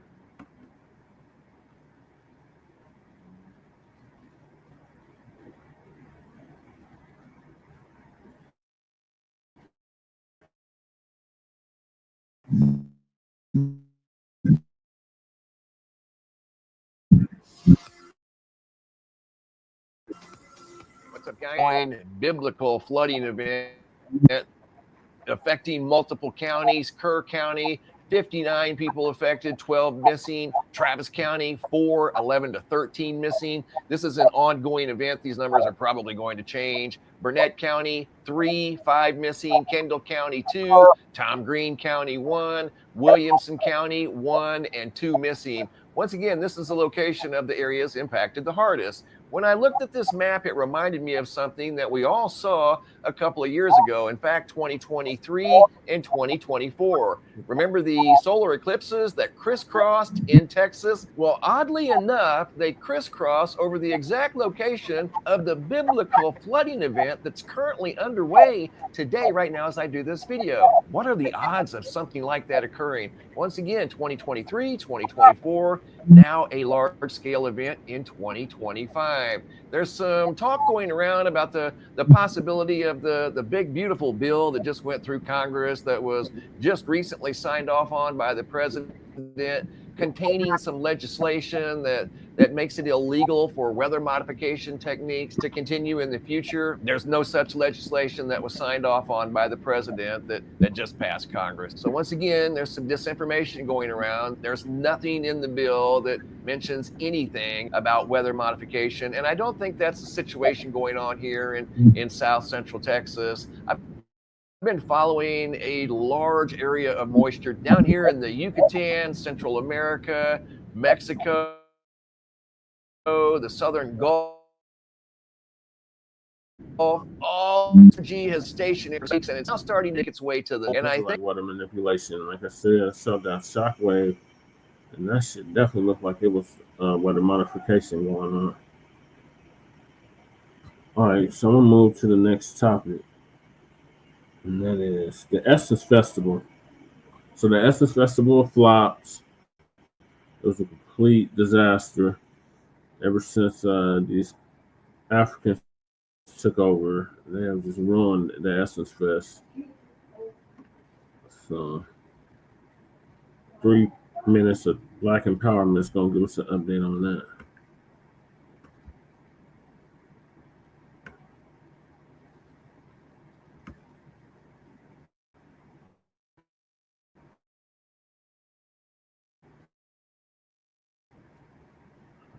Minutes of Black empowerment. Black empowerment. The Essence Festival was a dud. The Superdome was empty, and I heard they had to scour downtown New Orleans for homeless people in order to beef up the wide shots. The one we really need to be paying attention to is this brother, Richie Liu Dennis. He acquired Essence magazine back in 2018. He bought it from Time Incorporated. If he purchased Essence magazine just 1 year later, he would have had to buy it from the Koch brothers, because the Koch brothers funded the company who bought Time Incorporated just 1 year later. So that shows you the kind of people who had interest in the companies that Time Incorporated owned. So Essence magazine is in fact Black owned. Before that, Essence was fully owned and controlled by white supremacy for almost 20 years. Here's the problem. It might as well still be owned by white supremacy, because it's the same old white supremacist two-step. Why Essence, Rich? Like, I mean, because the magazine business isn't a great business nowadays. Yeah. We know that. So why invest in a magazine? Yeah. So, you know, the way to think about it is that Essence is not a magazine. It's a brand. It's not a concert. That's right. It's actually, it's a movement. Yeah, it's a huge brand. It's a huge brand that is at the epicenter of the movement that Black women are leading in this country, right? So for us, it wasn't like, hey, let's go buy a magazine. For us, it was like, one, let's make sure that we own the narrative that's happening in our community, right? So whether or not it made business sense, we were going to do this because we deserve to own our culture. That's our mission, right? The big vision, the big idea is creating a platform that Black women around the globe can stand on and create economic security for themselves and for their families. That's where we're headed. Oh, yeah, of course. Here he goes. I understand Essence was always for sisters, but it was for the empowerment of FBA sisters. And there's nothing wrong with empowering other Black women from the diaspora, but something smells kind of janky about the whole thing. This feels more like a takeover designed to erase our history and our influence. This crap comes directly from the Democratic Party. By the way, Richard Liu Dennis is a tether, so you know he is 100% ready to flush us right down the toilet. This is a war, and that is their goal. Just when you thought it couldn't get any worse, we got these guys, Gary Solomon and Steve Fink. They own a company called the Solomon Group. They not only design the layout and manage the event, they're also investors. So they have a say in the kinds of vibes and messages that will be aimed toward the attendees and anyone else watching. This is a group shot of their entire staff. As you can see, they have their Black tokens. They probably hired them for PR reasons just for the festival. The only thing these guys are likely to care about is making money, number one, and using Black influence to push white homosexuality. Essence magazine is not an FBA-friendly resource anymore. They sold out decades ago. The same thing is happening to them that happened to Ebony magazine, that happened to the Black Caucus, historically Black colleges, predominantly Black cities, and neighborhoods. Tethers and other hostile anti-Black groups are working hand in hand with white supremacy to commandeer our culture and our identity. Guess who else was involved? Target. They're probably thinking, well, we sponsored the Essence Festival so we could get these Negroes to think that we give a damn about them so they could shop at our stores in larger numbers again. They can forget it. The Essence Festival may as well have been called the Trick Bag Festival. Here's the good news, though. They're all losing. The influence from the grassroots is taking hold. I'm glad Stephanie Mills and Lauryn Hill called those little bastards out publicly. White supremacy's anti-Black apparatus and everyone involved in it is getting put on Front Street. Family, do everything you can to continue spreading the word. Stay away from Target. Do not even thumb through an Essence magazine anymore. Even if you're bored just waiting in line at the grocery store, let's keep making it clear. We ain't playing anymore. Make sure you hit the like button and leave a comment, and make sure you hit the bell icon so you can know when the next video drops. Peace out. Man, this is stupid. But shout out to 3 Minutes of Black Empowerment. Yeah, I agree with everything he was saying about the Essence Fest flopping and who owns and controls it now. It's not for us no more, Black family. It's just not. I have a video about this. It's definitely not.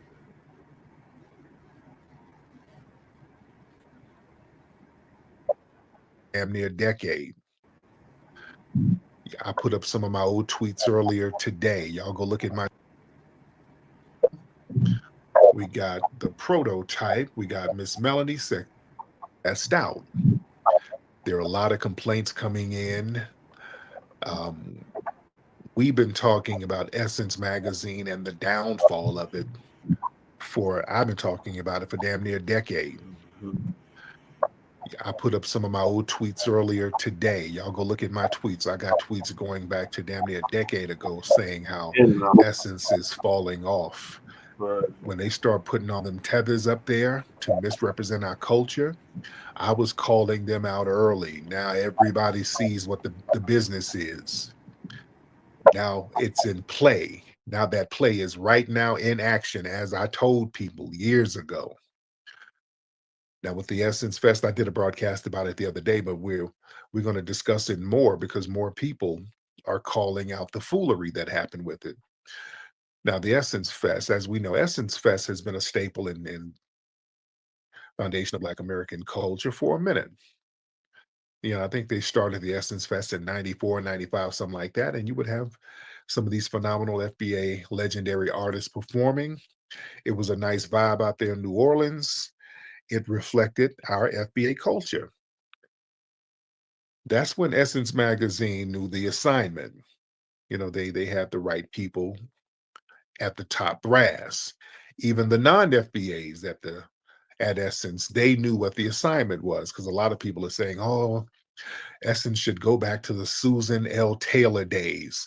Y'all remember Susan L. Taylor? She was the longtime editor-in-chief of Essence Magazine. And she was all in the media. And Susan L. Taylor, she was pretty cool. But the thing is, Susan L. Taylor is Caribbean. Her parents are Caribbean. I don't know, a lot of folks don't know that. Y'all should have known that, because Susan Taylor, lovely woman, very sweet woman, but y'all remember how big her forehead was? Susan Taylor had a forehead. That was a forehead that was very non-FBA. She had a very non-FBA forehead. Sweet woman, though. Sweet woman. She did the right thing at the magazine. But, I knew back in the day as a kid, where's she from? They don't have foreheads like this in my neighborhood.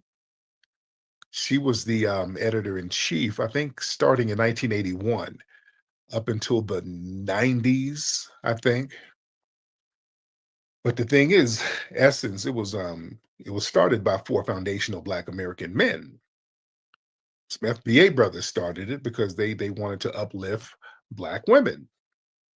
And I think Susan L. Taylor was like a fashion editor at one point, and later on they elevated her to the editor-in-chief.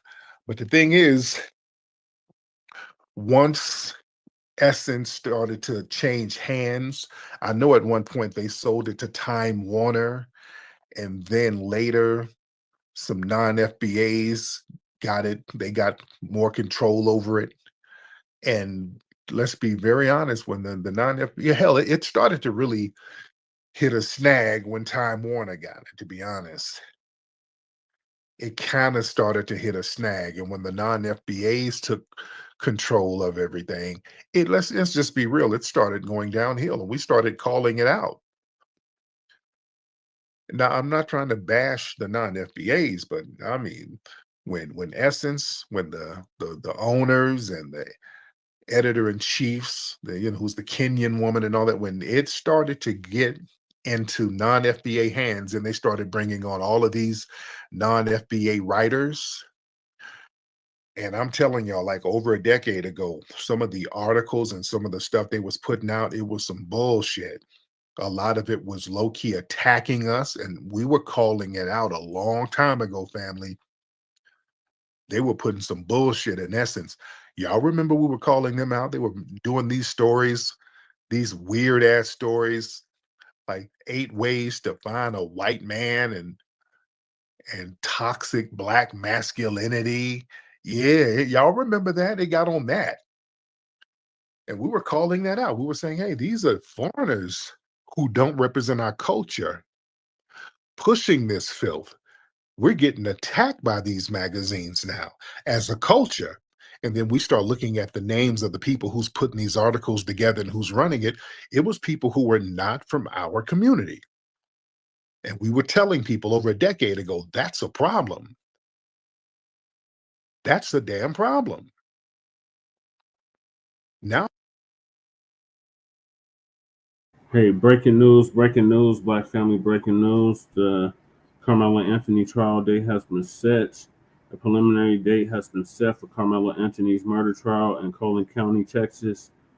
Court records show that Anthony is scheduled to appear in court for the start of the trial of June 1st, 2026. According to TMZ, that is the earliest date any trial will likely begin, and it is possible the date could be moved back even further. Anthony is facing a charge of first-degree murder for stabbing and killing Austin Metcalf during a dispute at an April track meet, and is facing a substantial prison sentence if convicted. Anthony has claimed he is acting in self-defense. Yes, he is.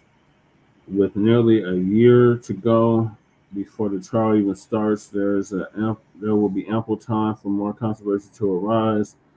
Anthony's family has faced some scrutiny for their fundraising efforts on behalf of Anthony and his legal defense, as there were reports that they have moved into a gated community after raising a large sum of money.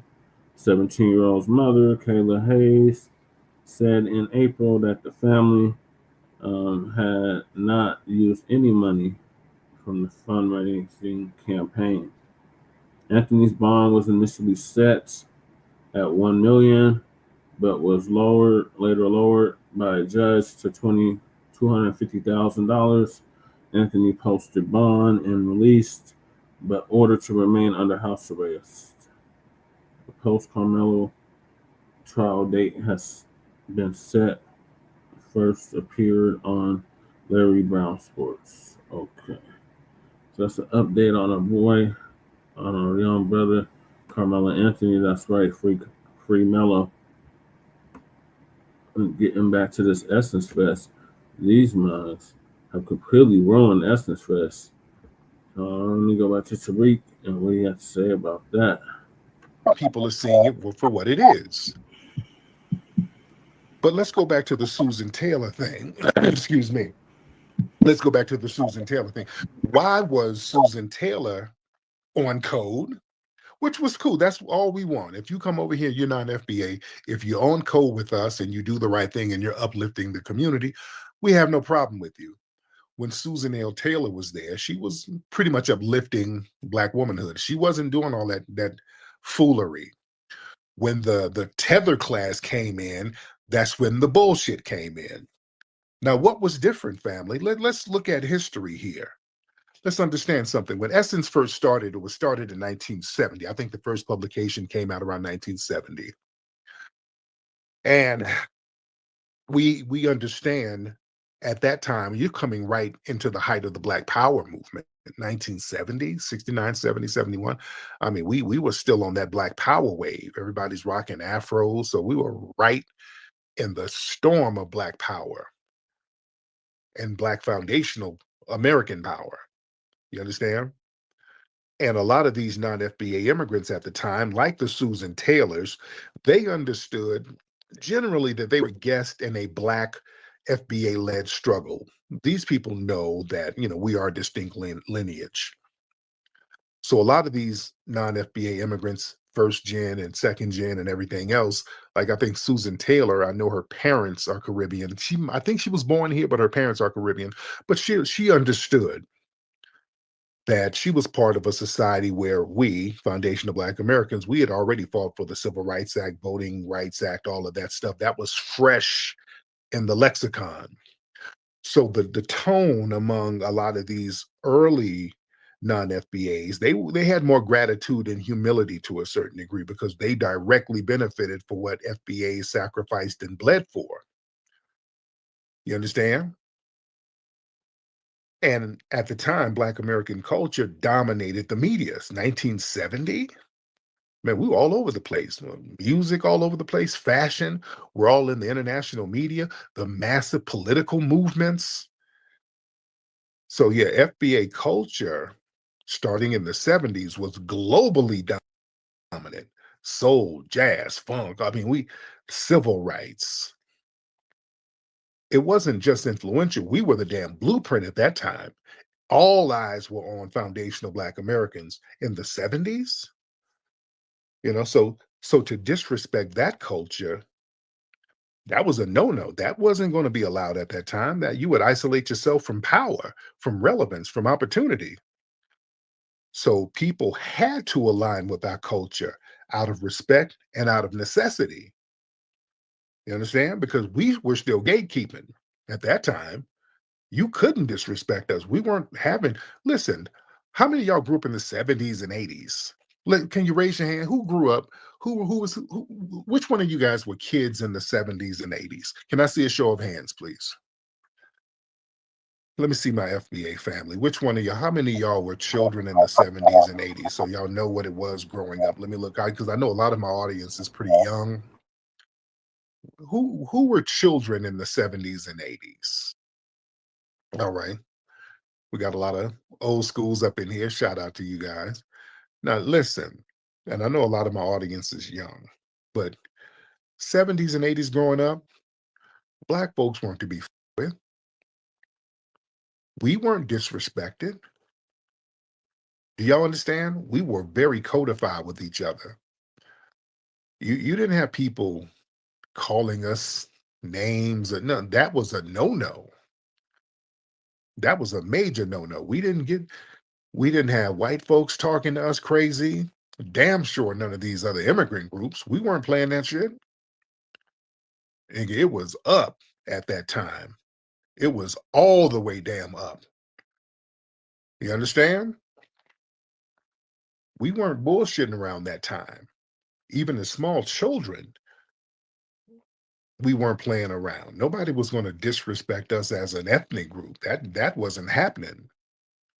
So that's why we would run white boys off the block if they even thought of doing something disrespectful. It was a whole new vibe. It was a whole new vibe. But the thing is, we were gatekeeping. And also, not only were we gatekeeping on a grassroots level at that time, a lot of foundational Black American figureheads had a lot of institutional control in Black media outlets and churches, magazines, civil rights groups. That's when the Black church still kind of had a backbone at that time. You know, the Black church many of the Black churches started selling out in the 80s, but that's a whole different story.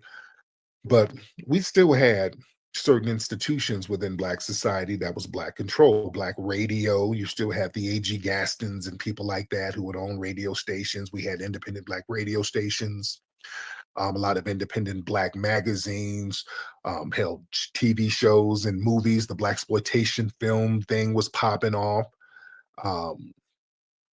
Man, we had a lot of things going on.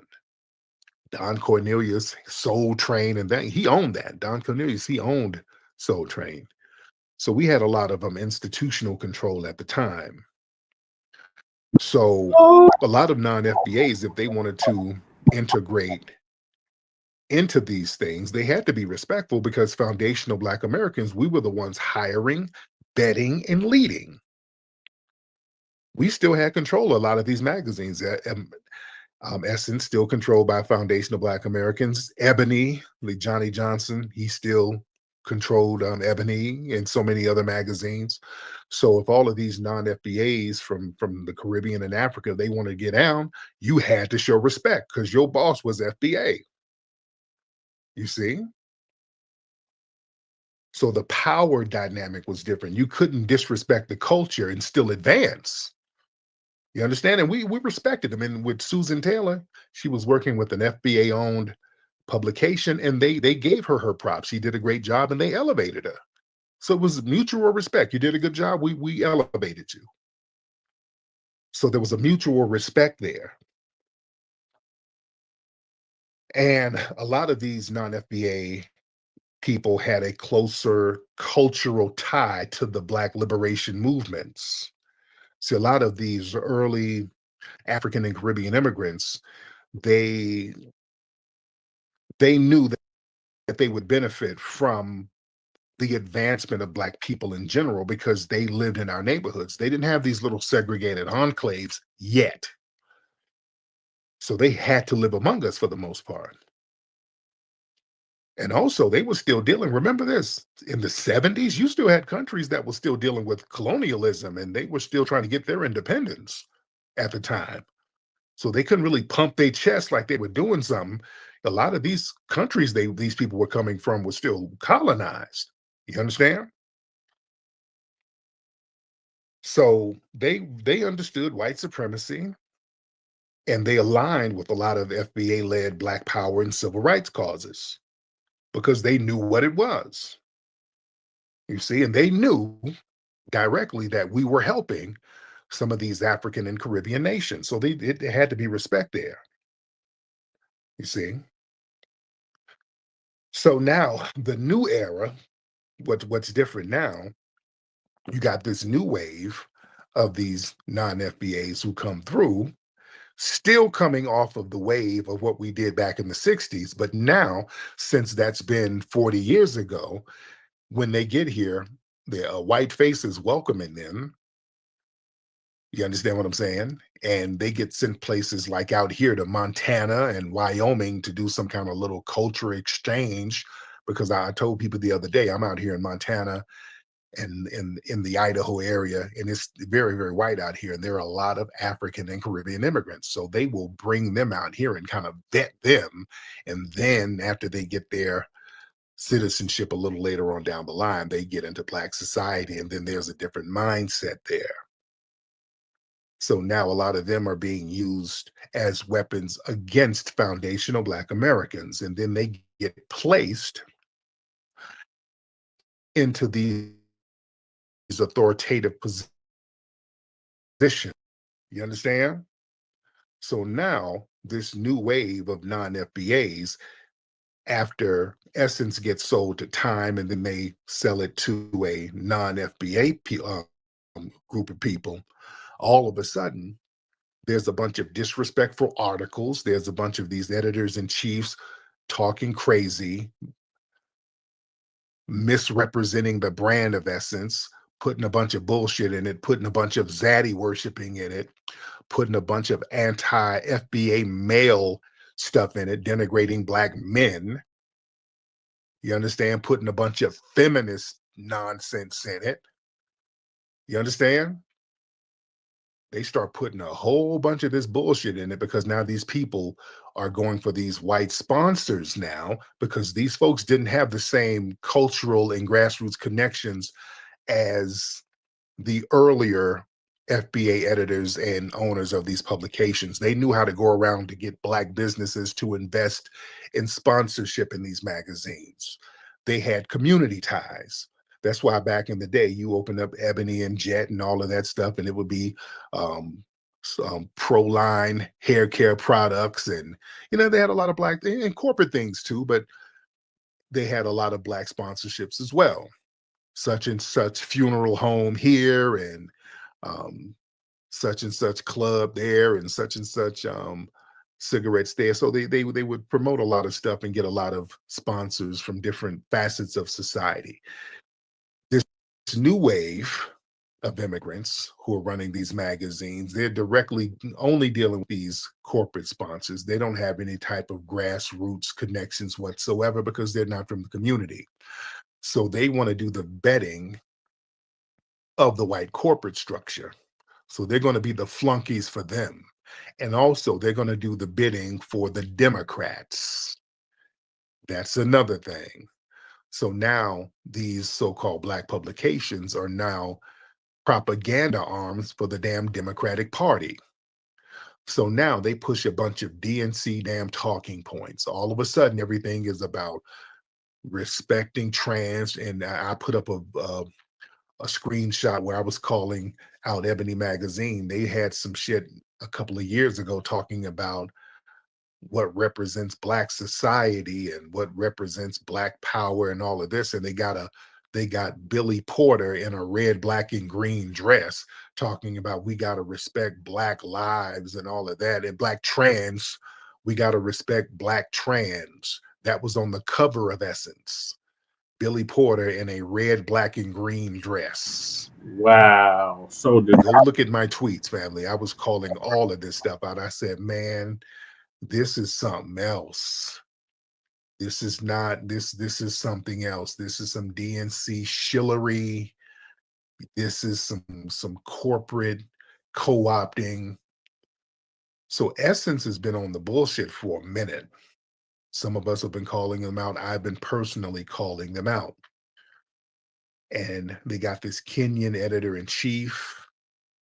And don't she have a white wife? Ain't she's like the LGBT herself? I think she has a white wife. Yeah. So y'all know what it is. So these people have been actively now trying to rebrand Essence. They're trying to take the focus off FBA culture and they're trying to Africanize and Caribbeanize it based off the brand name. And I told people that shit is falling off. They're co-opting it. These people are colonizing the Essence brand. The magazine has already gone to hell. But now the Essence Fest, that was still somewhat of a cultural significant thing in our society. The Essence Fest was something that everybody looked forward to. We had a great time with the Foundation of Black American Family down there. But in the last couple of years, we've been seeing little things and it's been getting worse. They've been tetherizing it. Now they went full tether this year. They up there running around with Jollof cups and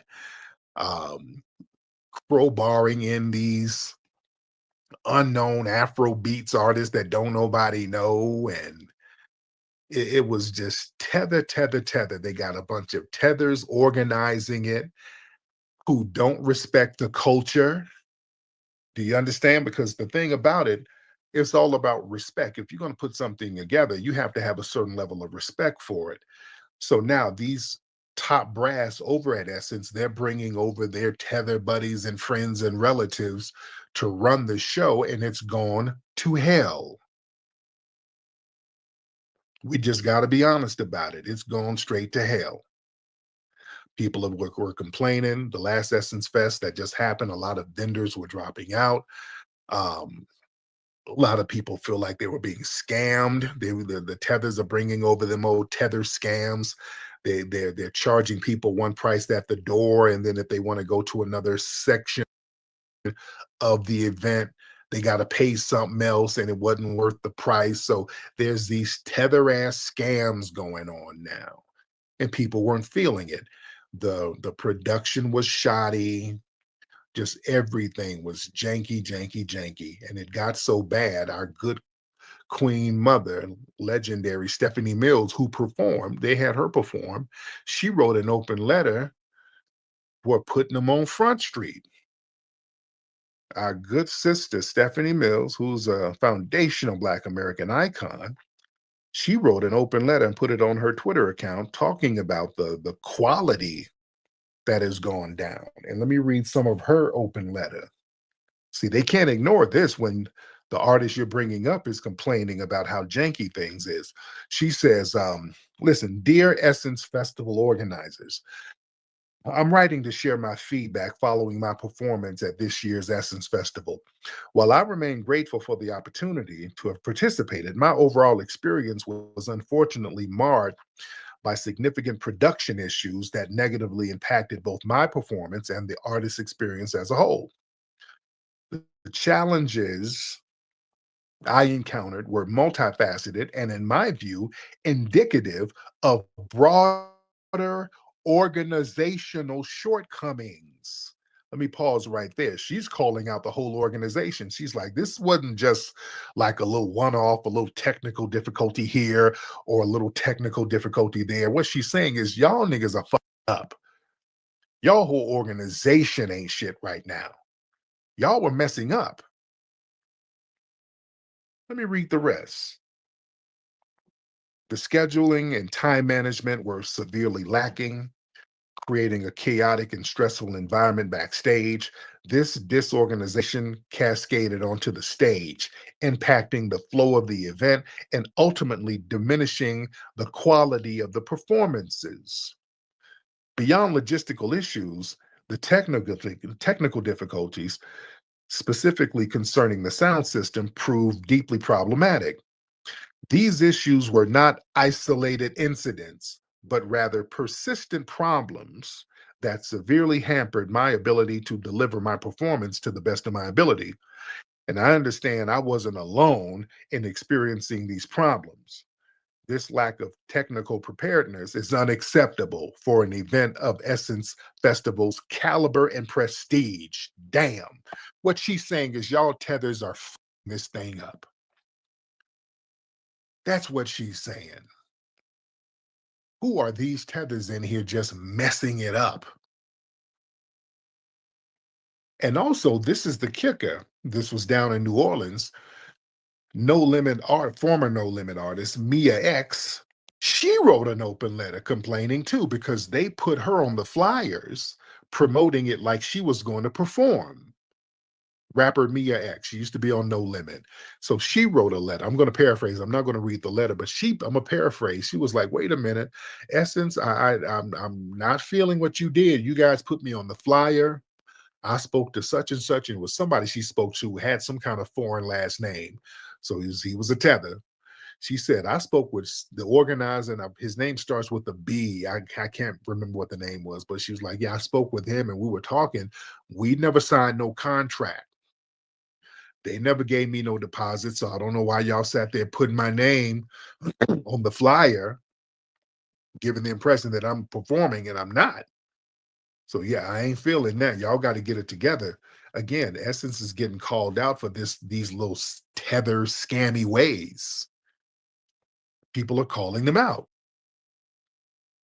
You dig? And that's because this new wave of people that's up there, they don't respect the culture because they're trying to do a takeover. Yeah? Excuse me.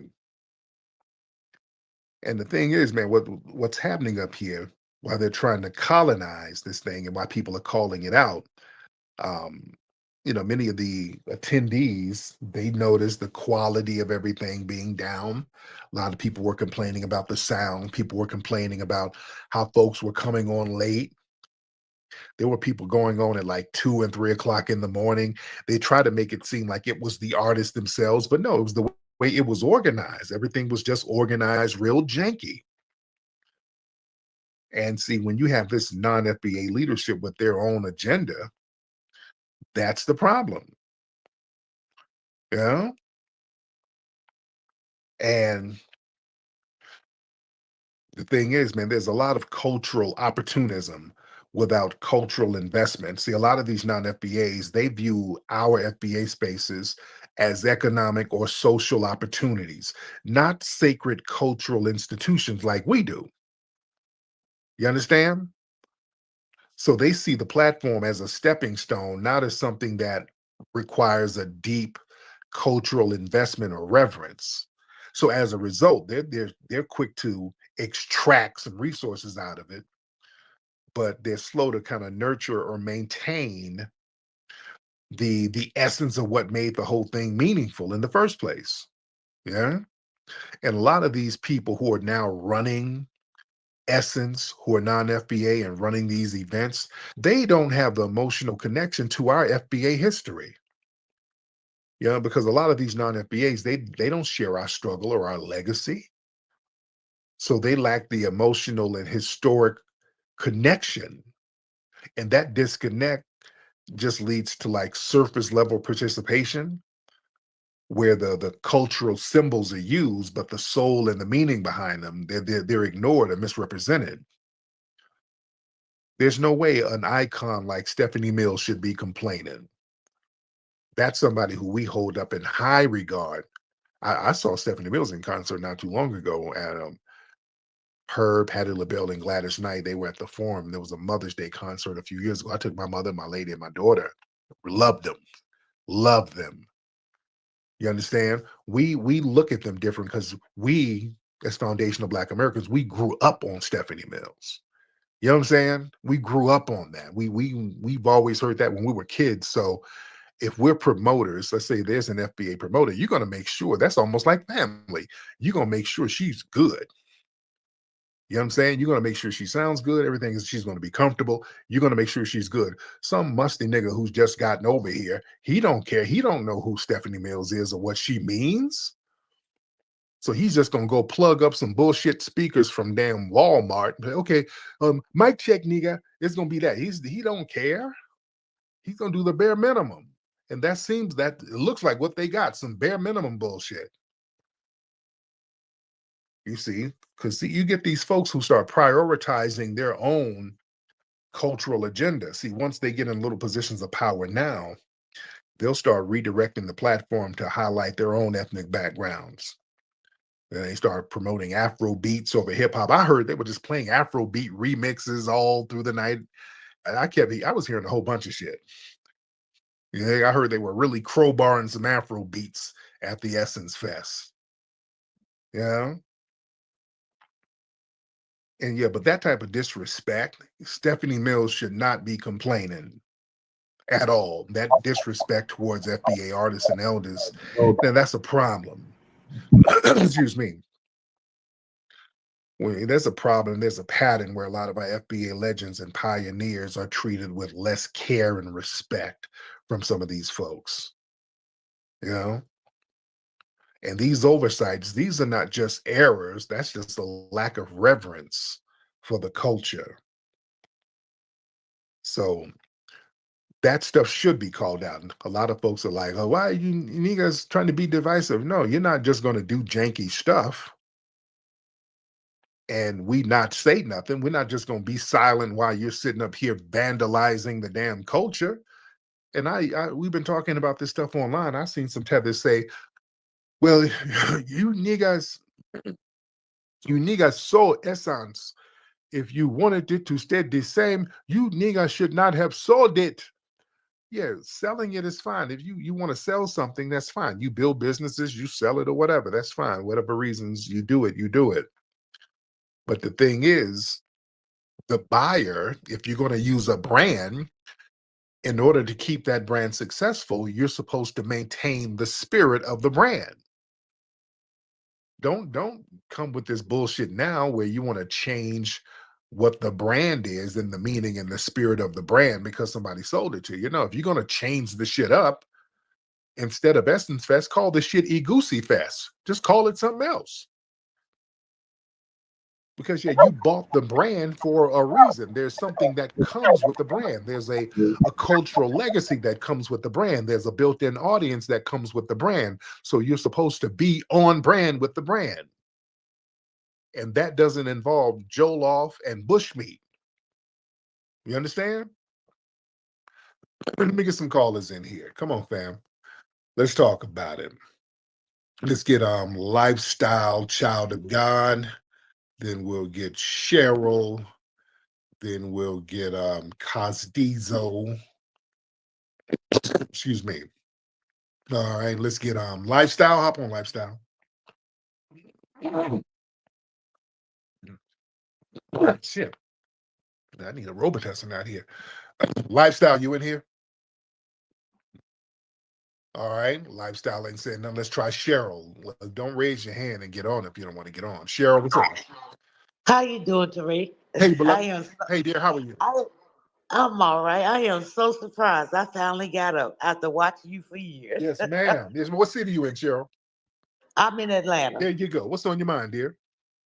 Well, any event that we do, we always honor those who passed. Yes. And they didn't even do nothing with Frankie Beverly. Wow. Oh, Nothing. are you serious? Nothing with Frankie Beverly. Wow. All right. Yes. And I was like, you know what? You know, y'all, they just gonna mess it up. They just gonna mess it up. Just don't go to that shit. Don't support that shit. We are not, they just gonna mess it up. Wow. They're gonna have to end up selling it in the long run. Yeah. That's They are going to have to end up selling it in the long run. And I know it's hard to do, y'all, but what I've been doing here lately, I do not support no foreign businesses. I mean, as much as I love, Mexican or whatever, if I can't make it at home, I don't get it. I love Caribbean dishes. I just refuse to give them my money now. Mm-hmm. If they want to act like that, let's not support them, because without us, they will go broke. Yes. They But will are go you broke. serious? But they didn't say nothing about Frankie Beverly. Are you for real? Nothing. And I'm like, we always honor. I don't care what, it could have been the BET Awards, any kind of award show. We always honor some kind of way our legends who have passed away. And Frankie Beverly, even though he's not from down that way, he's always performed. Yes. And I was like, wow. But anyway, Tariq, I'm gonna let you get to the other ones, and you have a good one, baby. Thank you, dear. Man, family, is that true? Family, is that true? Is that true, family? They didn't. Man, They didn't honor Frankie. I want to really verify if that's true. They didn't honor Frankie Beverly. Family, Frankie Beverly helped put the Essence Fest on the damn map. Right. Do y'all know that? Frankie Beverly put the damn Essence Fest on the map. I think Frankie Beverly damn near performed at all of them, didn't he? At least like 16 of them. Yeah. I think they would have Frankie Beverly close out the Essence Fest. I mean, he would perform damn near every year, from what I've seen. If I'm not mistaken, right? Oh, you're right, Tariq. Man, my goodness, man! If they did not give props to Frankie and do a tribute to Frankie in Atlanta, not Atlanta, but New Orleans, that was one of his favorite cities to perform in. Yeah. I've been in the big. That was one of his favorite cities to perform in. Frankie Beverly and those guys always bigged up. Mm-hmm. New Orleans. So, one of his live albums, he did it down there in New Orleans. That's why when Frankie Beverly passed, but they did a second line for him, a beautiful second line. Sure did. But they packed the streets for Frankie Beverly I remember watching to celebrate his transition in his life. Hi, after that, hey Mateo. All right, we're gonna move on to the next topic, which is the reality of Pan-African scamism. Ooh, this has been a heated topic of discussion. And she has to kick one of our members off as a result of this. So the reality of the Pan-African scam. So the independent Black voice, otherwise known as Beatzilla, official is going to give us an update on that.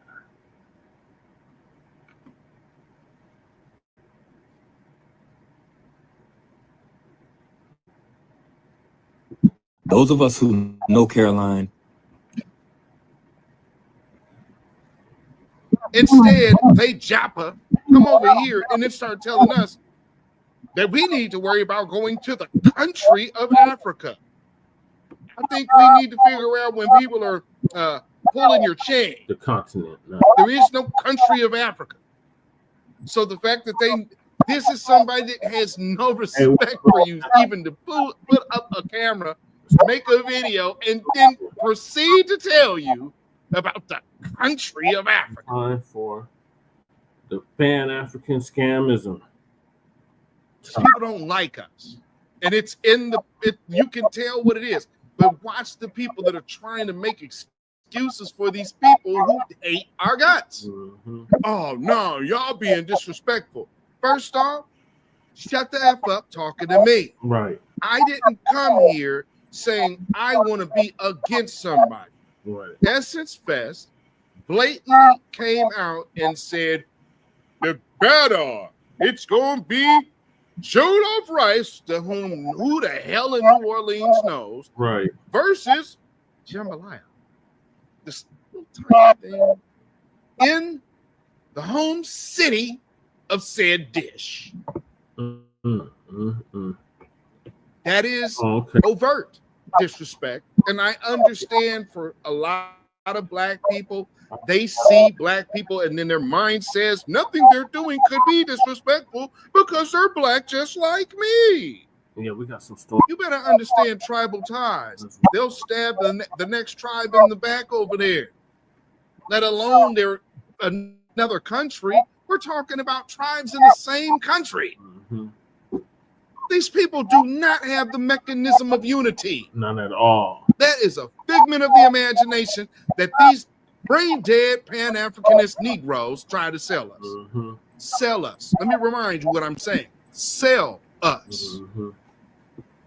Now, meanwhile, all of you Pan-Africanists who especially are taking money from the George Soros types, you have sold your souls. Now, there's a fella, and this is the main reason why I'm doing this live. Very rarely am I live 2 nights in a row. Y'all get folks in here. We are really doing this right now, especially if y'all on X, tag Don Solomon and Voices of the Ancestors. Tag them in this. You know, because realistically, I would love to have a conversation with them because, or any Pan-Africanist for that matter. If you are watching, chime in the chat. This is your time to shine. Come on in. Yeah, we right here for it.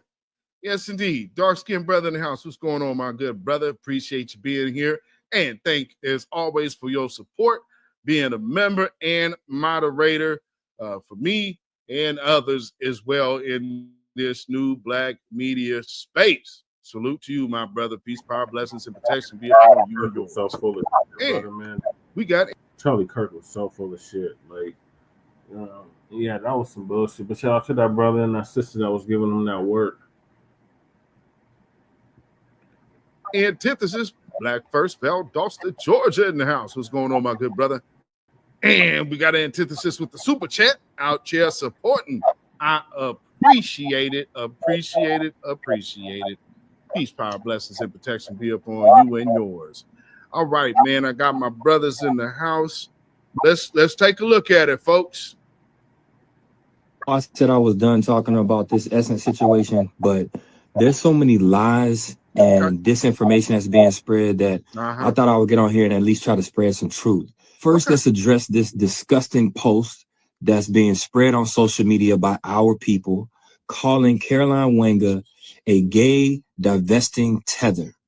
So first and foremost, that is not Caroline's wife, and her sexual preference doesn't matter, shouldn't matter, but Caroline is not gay and she's not married. The woman in this picture is actually Caroline's sister-in-law, and that is her niece and her nephew from a picture that was taken over 6 years ago. Those of us who know Caroline. Okay, so I'll pause it right there. Now, what did you just notice about what he put up the post? He showed you the post, right? What did he tell you? She's not gay. Not that that would matter. She's not swirly.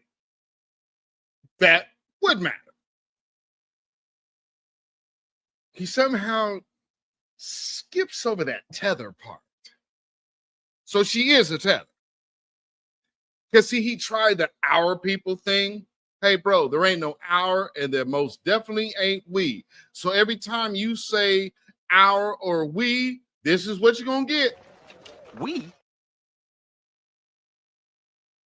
There ain't no we, man. So again, he's tired. Here he is, and yeah, I got the red, black, and green on. Yeah, I'm super black. Watch my blackity black, black, black, and it's ours and us. And so now I'm gonna BS you. So I just want to walk through this boatload of bullshit that he's about to spew. He already started off because he said our, so he's trying to sneak it in like there's some flat blackness. First off, there is not, Negro. They're Africans. Now, here's another thing. If you want to gripe so bad about FBA, why the hell did you stay silent on Israelites all this time? Interesting. And oh, by the way, there was a bunch of Pan-Africanists battling Israelites over the last decade and a half, having debates back to back, because Africans are Hamites. The American Negro is a Judite, Shemite, Hamite. And you guys have battled this time and time again with the Hebrew Israelites. Now, all of a sudden, when said particular tribe of the Hebrew Israelites, which that would still be, because regardless of what title you saying, the people of the people. So if you're saying these are the Judites, well, then that's still FBA. See how that works? You realize when the children of Israel were carried off to Babylon, they changed their names, but they were still there. You realize that's just fighting,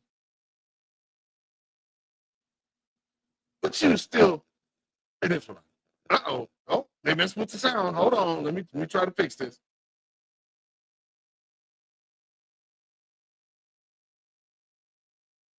Yeah, that's on his end, the sound.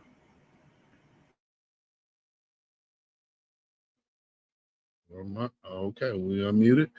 All right, they had me doing the Mr. Roboto thing. Hopefully we good. Let me see.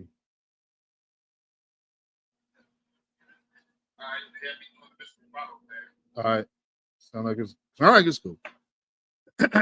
So, number one, he starts off using the terminology of our or us, and so there is no flat blackness, sir. And so you already entered the conversation dishonest. You're trying to address something. Well, then address it. But you know who you're talking to, and you know we don't do flat blackness. If you can respect that with the Israelites, respect it with us. We are the exact same people on that Israelite sign that says Judah. We are the exact same people. So give us the same respect as you would the people that you've been debating for the last 15 years. That's where people are looking at you like, what's wrong with you? Do you think we don't know the Israelite doctrine? Or even Nation of Islam? You realize Nation of Islam for the last 30 years have been saying the exact same thing, right? Dr. Khalid Muhammad, I have old lectures of him from 1989. I even got something from him from 79, talking about the 80s. This is how far we go back doing this, player. And not to mention, I met Dr. Khalid Muhammad when I was 15. Had a brilliant conversation with the man. And again, the conversation was one of them things that, just happens. But it ended up being a great meeting, off the cuff. I don't know. They all over the place. Brother man, to you. I know they did a good standing for our brother Kyrie Irving, But yeah, they're supposed to be working together, but I don't know. I stopped following that years ago.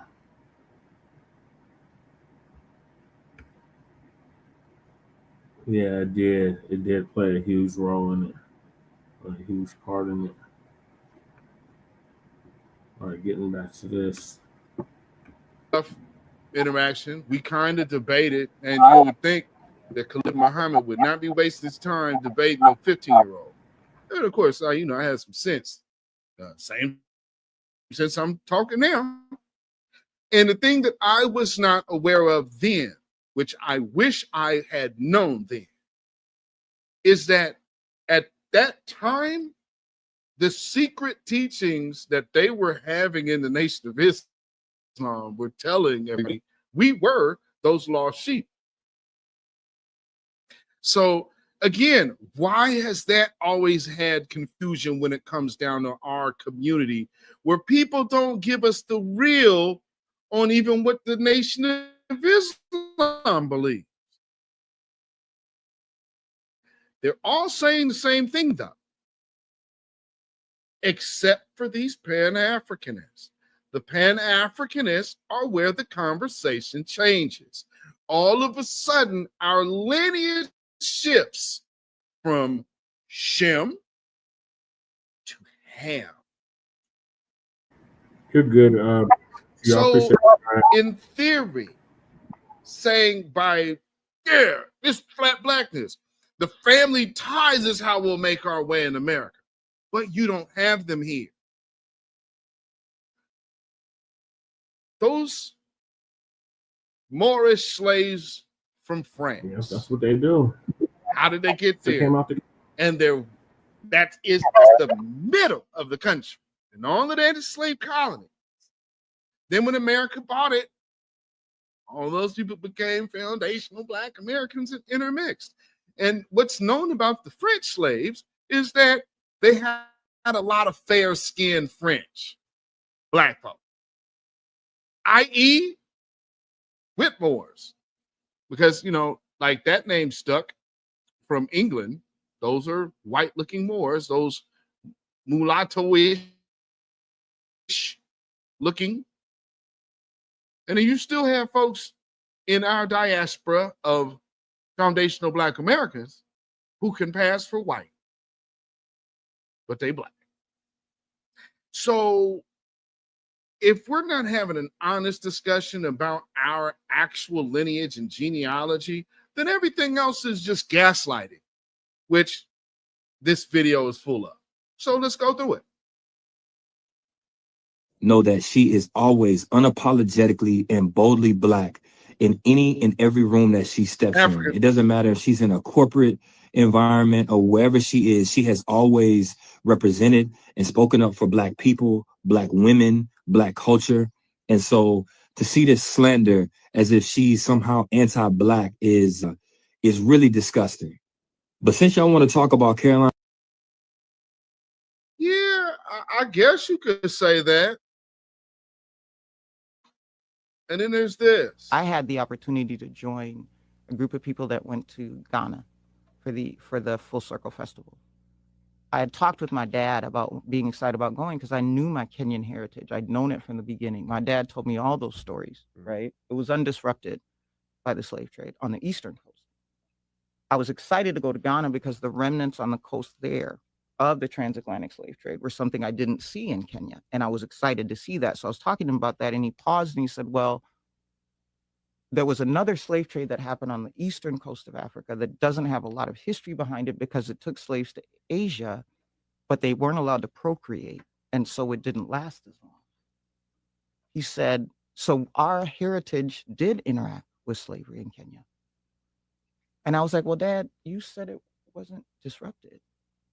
And he says, well, the Wangas did what they had to do to survive, which meant participate in the enslavement of other Kenyans. Wow. She's all over the place. I don't know what the hell she's saying. These damn tethers are something else. Unapologetically, huh? Always in support.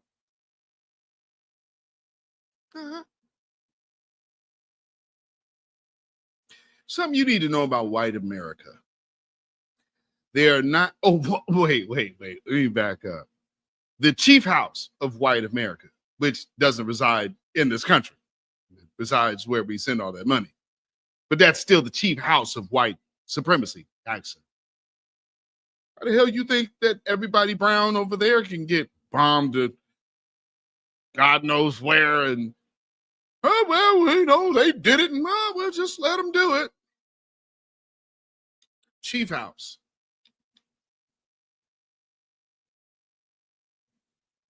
Who else would be as bold?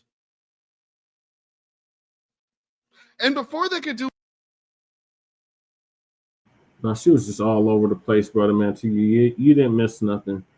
She brought up Ghana, then she brought up Kenya. She brought up Kenya first, then she brought up Ghana. The broad is all over the place. She's confusing me with that damn clip. What she was saying on that clip was very confusing. So no, you're not alone.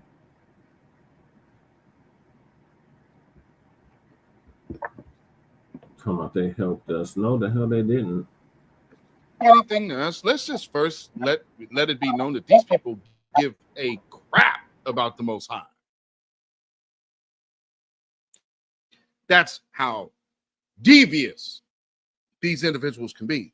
But, you know, now that he's saying disgusting things, how about her family's slave history? And, oh, yeah, you know, that also kind of debunks Don Solomon and Voices of the Ancestors. I hope you're paying attention. You realize that debunks the whole notion that, man, ain't no black people never sold no slaves. Yeah, they did.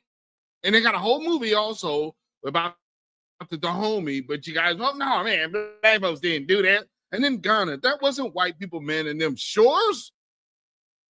The hell out of here. Well, you know, they had to do it. They had to, you cowards. We are not the same. And so again, I had to, you know, address this. And you didn't. Nobody need to hear from your sellout ass. You are a Pan-Africanist who you don't support reparations. You do not fight white supremacy. You don't call out white supremacy. You don't buck up against white supremacy. All you do is talk shit about other black people. I ain't met a Pan-Africanist that'll step to these folks. Where they at? That's why most of the people I grew up with don't even fool with this new wave of these weirdos. I remember back when people was really rocking this and believed it. This is a hustle for this generation. They scam Africanists. That's what this is. It's a scam. But let's hear this dude give some more BS. So, okay, now what this fella's about to do is sidestep the actual issue with that the community has, and he's going to gaslight you to talk about how much money she made. But Essence already had value. That's why Time bought it in the first place. So let's remember, last year was a very big grossing year, but it also had a big... It's neither. It's FBA versus everyone, brother man, to you. We already tried the Pan-Africanism. It didn't work. I don't know if we tried Pan-Americanism, but we definitely tried Pan-Africanism, and that shit did not work. It's been a one-sided affair for 50 years, and we're not doing it no more. As long as it's not being reciprocated, then it's not. There's no need to even be practicing it, practicing that ideology, because it's an ideology at the end of the day.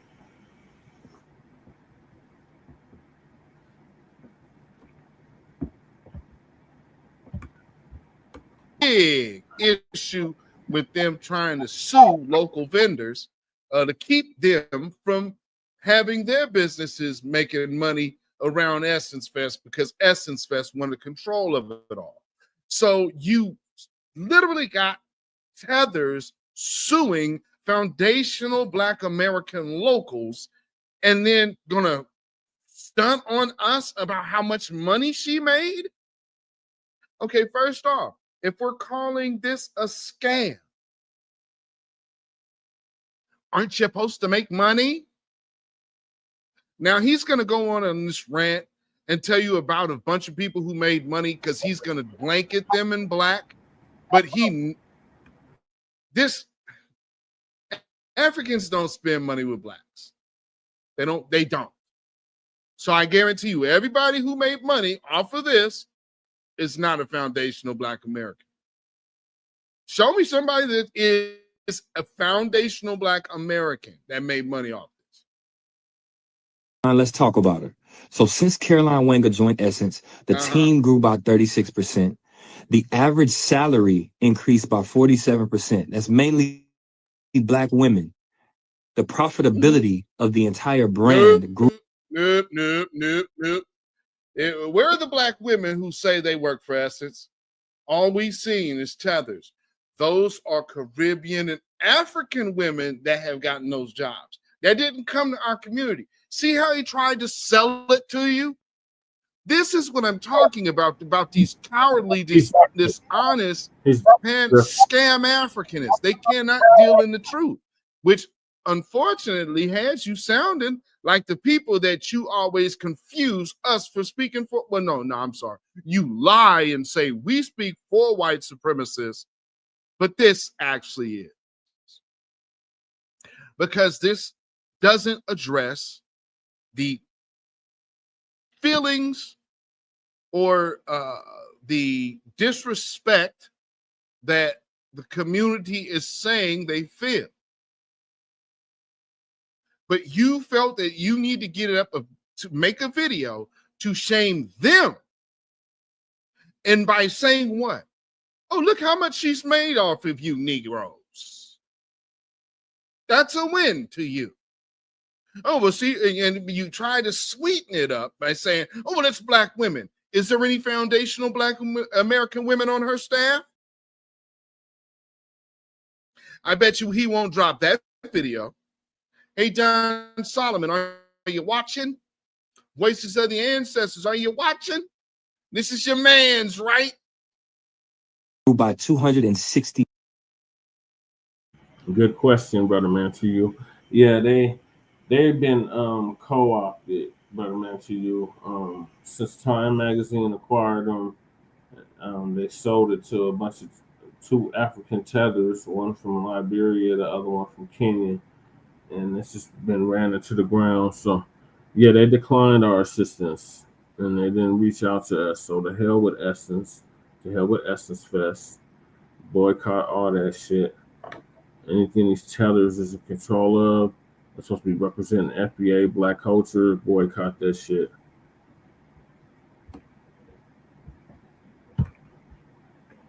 %.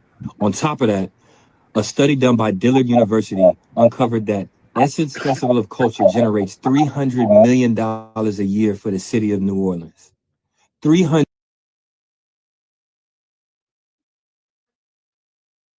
So the Essence Festival of Culture, which is Black American culture, not global, the exploitation of Black American culture and the disrespect to Black American culture has garnered you a huge whopping payday. You're welcome. Still not sure where you're calling that a win for us.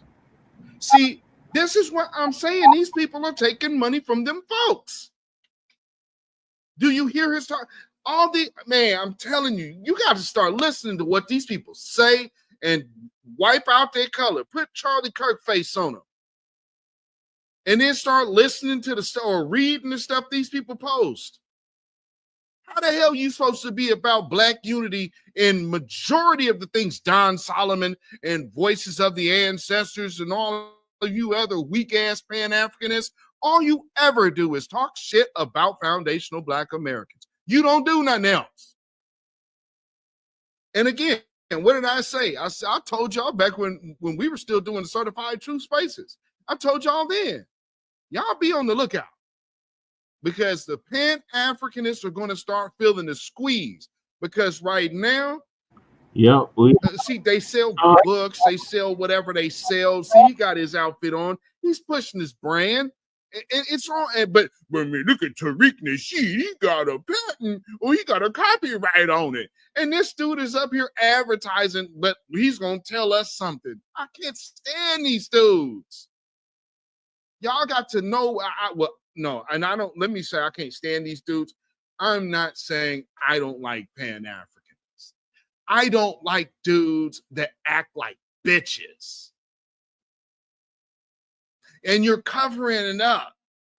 I don't like that. That really rubs me some kind of way wrong, man. I do not like that because you sitting up here like you saying something you not. So you just gaslighting to tell us how much money she made exploiting our culture? Thanks. Goof. Don Solomon, this your guy, right? Voices of the End said this, all you Pan-African, this is your people's, right? Let's go. $100 million every single year for the city of New Orleans. Now that's an average of over $100 million a day over a 3-day period, coming from over 170,000 attendees each day. And I don't know if y'all know this, but that makes that diabolical because you're pandering something to foundational Black Americans while making money for non-foundational Black Americans to the tune of that much. But you're saying it brings to the city. Well, then this year, why did so many of the local vendors pull out? City booking on the hotels are down. So what happened between last year and this year? They're not honest. And this guy over here, it's disgusting. And your lying right now is disgusting, sir. You trying to smoke screen the disrespect to this culture is a sham. 30 years. And the people that you got talking out here are younger than the Essence Festival, telling us what we know. Essence Festival is about Black excellence. Black excellence has always been synonymous with foundational Black Americans. That is the Black Americans born here from chattel slavery. Put whatever label you want on it. Just don't call us late for reparations. Now, he's trying to do all of this like, oh yeah, see the money.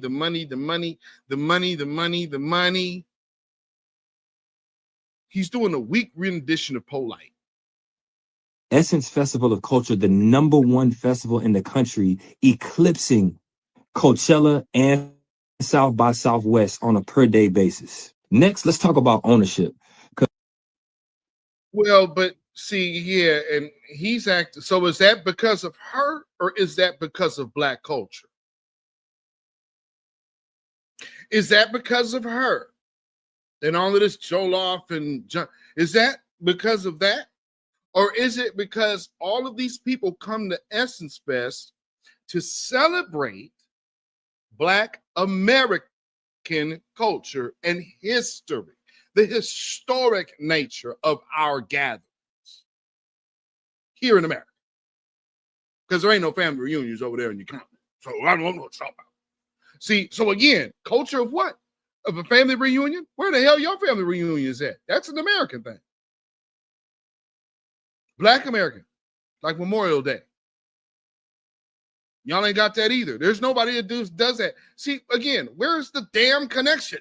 See, the things here that became American actually were started by us. I guess because we're not American. We're immigrants, right? This guy. Hey, Don. Voices of the ancestors. No, you have the dipshit Pan-Africanist. This is man, right? You can send this to him if you want to, dismantling all this bullshit. I'm sure I won't be the first, or I'm sure I won't be the last. But, you know, had to get him. Because a lot of y'all are spreading misinformation and don't do any research. So most of y'all don't know that from 2000 to 2018, Essence was not owned by a Black company. Essence was owned by Time Inc. We do. That's Time Magazine. Yes, we know. And in 2018, Rich Dennis purchased Essence from Time Magazine, making it Black owned again. There is definitely room for improvement. There's definitely constructive criticism that is warranted. You know, here's something that's kind of funny about all of this. You know, typically when you have situations where there's allegations of inappropriate behavior and all. You don't really hear that guy championed, you know what I mean? But here, oh, he's harassing females. Oh, look at all that money he made for these Africans. But that R. Kelly and Diddy, oh boy, they're terrible. But here's a rich, powerful former scammer who has dangled his way into a business. You guys don't know about that guy, but we're going to have to get into that too. But, you know, so Jabba, come over here and scam. Get your scam on. And you're really proud, boasting of all of this scammer money that they're making. Here's money exploiting Black culture. Here's money we made all of this money exploiting a Black gathering while steadily trying to undermine Black America. Let's remember who they had last year. Oh, none other than the most glorious, notorious tether, Kamala Harris. Remember that? Coming by, brother man, to you. Matter of fact, isn't the essence thing, isn't it all? With this topic, but it's a very heated topic that I felt we needed to discuss, so that's why I'm playing it. All right, thank you for joining us, or joining me rather, because it's just me today. See you tomorrow for Frontline Black News. Take care, stay dry. I know you got some storms again on the way. We got storms on the way here too. Black power. And we want to salute. Also where Steve Harvey's softball interview was. So they were very instrumental in trying to con Black America into believing in Kamala Harris using the Essence Fest. Then this year, the Essence Fest is Caribbean in the forest.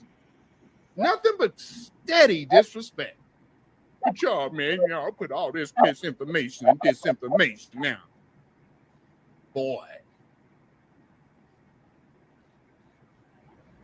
That's why I can't stand these Pan-Africanist dudes. These dudes are whack. If they were really about Black empowerment, you don't even have to label yourself no Pan-Africanist, brother. You are working for your people. Period. But here's the thing. You're worried about everybody else who ain't worried about us. And you won't address the disrespect when it comes to us, but you're going to sit up here and go on defense for this? This is an agenda. This isn't, you think this Negro was in his emotions? No, this is a business. It's a hustle. It's a check. Never forget, anybody attached to Jam, and Jam does call herself a Pan-Africanist, still trying to disrupt reparations.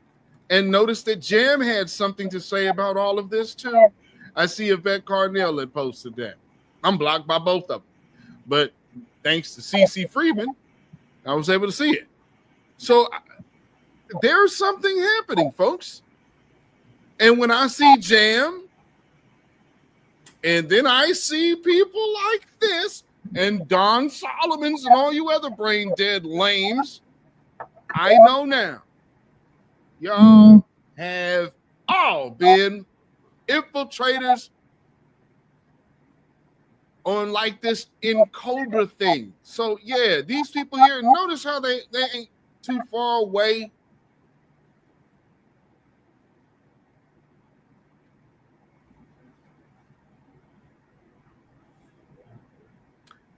Those infiltrators and rats in our movement may not come today. But hey, hang around too late, and you will be exposed. But I saw my brother Ryan from the Ghana video earlier. We talked about the sphere in which Black owned it. There is definitely room for improvement. There's definitely constructive Black-owned. criticism that is warranted.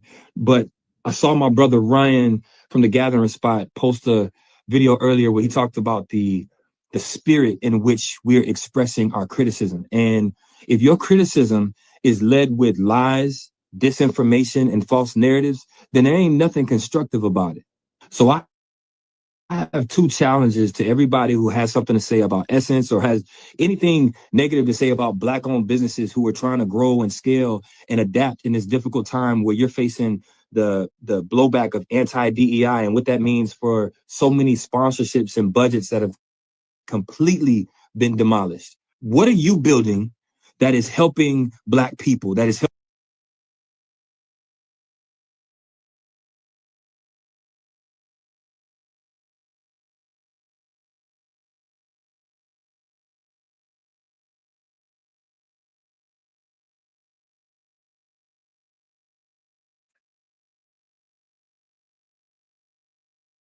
Pan-Africanists are worried about DEI? That makes sense to you? Family, does that make sense to you? What the hell are you worried about DEI for, brother? How does DEI affect Because he's a Democrat. the Black people? That's why he's worried about it. Because a lot of them damn pants He's also whiny about are damn immigration in disguise. but he's trying to work. Yeah, man, yeah, buddy, yeah. Woo! I smell sorrows. Pan-Africanist. This is your man. Why does he sound like Mark Lamont Hill or Roland Martin? Why is he sounding like Jamal Bryant? We've heard all these Boule shields. Oh, I wonder if he's connected to a Greek fraternity. Oh, but man, yeah, man, he's Black first. No, he's fraternity first. He's F1, not B1. He's F1. And I understand. There are a lot of people out here in France. Be like, I'm Black first, I'm Black first. That sounds good, but you know, I'm a proof in the pudding type of person. So, you know, you can tell me whatever. I mean, I come from the 90s. So I've heard a lot of people talk. And I've seen a lot of people switch up. Very few people are what they say they are when times get real. This is a Democrat shield. What does Pan-Africanism have to do with Democrat agenda? Oh, no, see, y'all taking it. What the hell is he talking? DEI does not help Black people. DEI those numbers have already been proven. But he's talking about research, right? So here, let me also explain something he's doing. He's talking to the Black people who also, in the midst of us who are aware and know that he's full of shit, there will be people out here that might be listening to us. And so he's trying to catch those fringe or new people that might be coming around and still trying to convince him, no, that's not right. See, y'all got to stay on this gravy train. I mean, y'all got to stay on this pro-Black stuff over here. See, those FBA dudes, they ain't pro-Black. They working for the white man. They a CIA psyop, y'all, because what they do, all they do is hate on immigrants.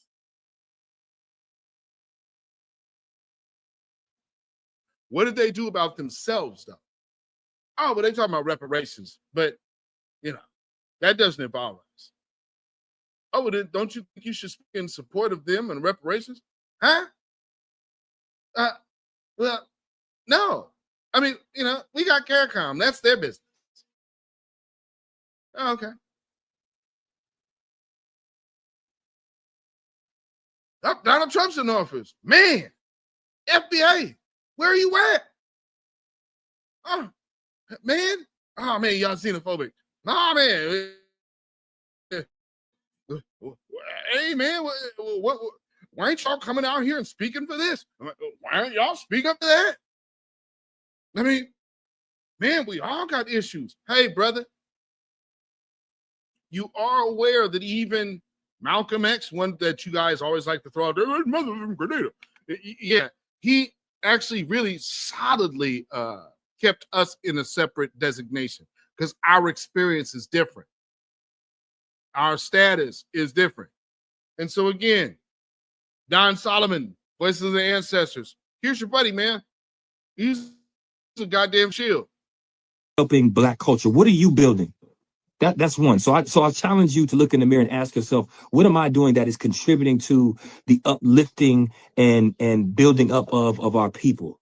You know, that's one. And then two, my last challenge is, where is all this smoke for all these white-owned and European-owned brands who don't give a damn about you, but can depict you as monkeys and you still walking around wearing their product?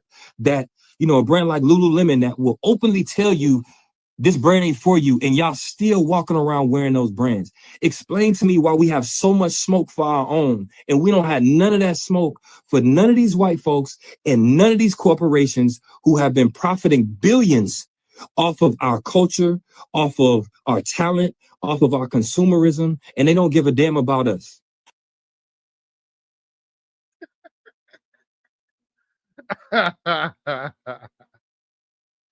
Well, I guess, you know, you cowardly Pan-Africanists wouldn't be aware when the actual battle is going on because you're too busy with your head in the sand.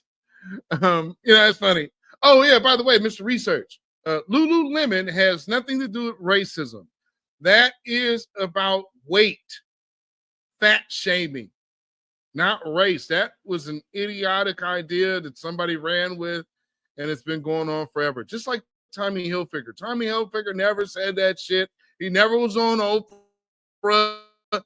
And then he actually did end up with Oprah talking about, he bunked it then, and then 10, 15 years later, it popped back up again like, yeah, Tommy Hilfiger don't like Black people. You didn't do your research, youngin'. Damn it, come and talk to us older people who know what the hell we're talking about because we lived it. Oh, God, these people are silly. Man, you know, you guys just hating on the woman, and you know, and then she come from a whole slave background, slaver, and what we had to do. There you come around us talking. Out of all the people on the planet, you got this woman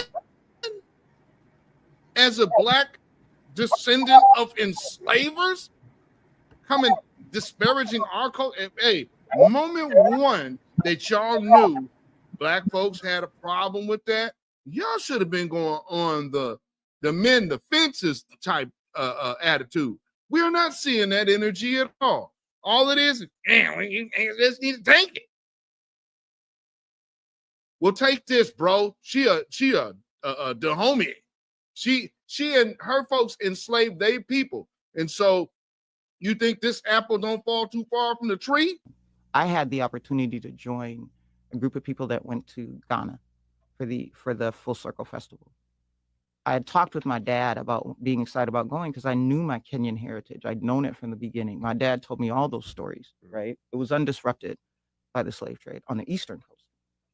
I was excited to go to Ghana because the remnants on the coast there of the transatlantic slave trade were something I didn't see in Kenya. And I was excited to see that. So I was talking to him about that, and he paused and he said, well, there was another slave trade that happened on the eastern coast of Africa that doesn't have a lot of history behind it because it took slaves to Asia, but they weren't allowed to procreate. And so it didn't last as long. He said, so our heritage did interact with slavery in Kenya. And I was like, well, Dad, you said it wasn't disrupted. And he says, well, the Wangas did what they had to do to survive, which meant participate in the enslavement of other Kenyans. Wow.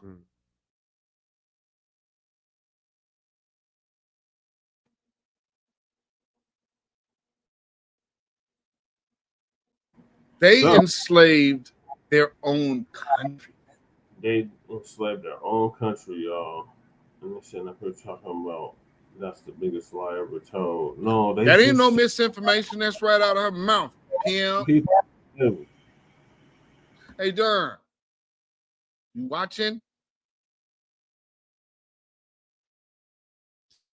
This is your people's. Man, you know. I'm gonna play a little bit of this next video, but I'm gonna put the link of her channel in the description so y'all can see it. And it was our good brother Black Native.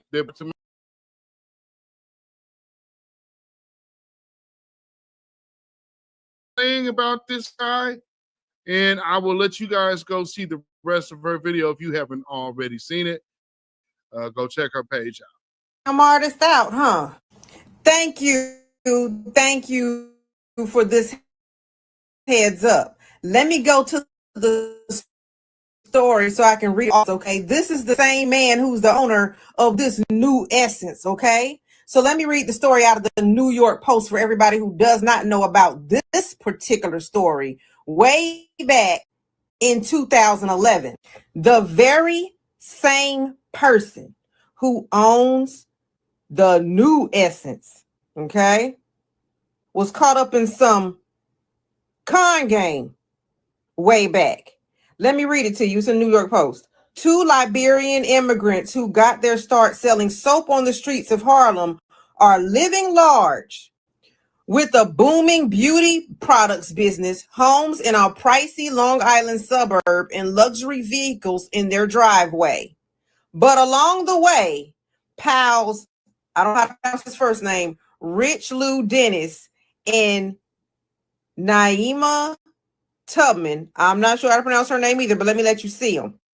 Those two defaulted on more than $1 million in taxpayer-funded loans, failed to pay more than $450,000 in state and federal taxes, and decimated the finances of a Harlem cultural institution. Yes, that's Black culture.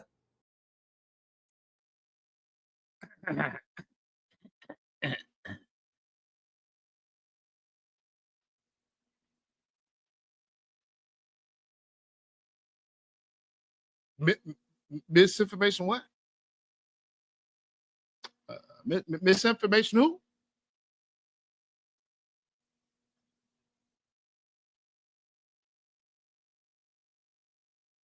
Anybody want to try that? Huh? Scammers. This is who you want us to trust. You want us to entrust our cultural, historical things to people like this. One who's a scammer and the other one who's a descendant of slave owners who enslaved their own people and sold them.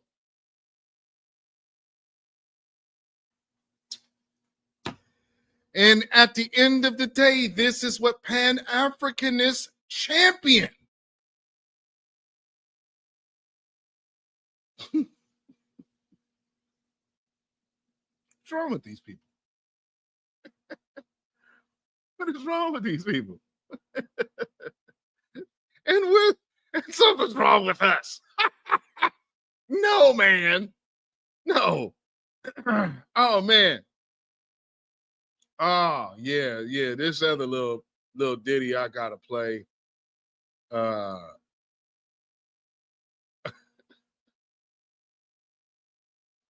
me get this in here. This is another video off of X. Again, y'all got to explain how this type of stuff happens, man.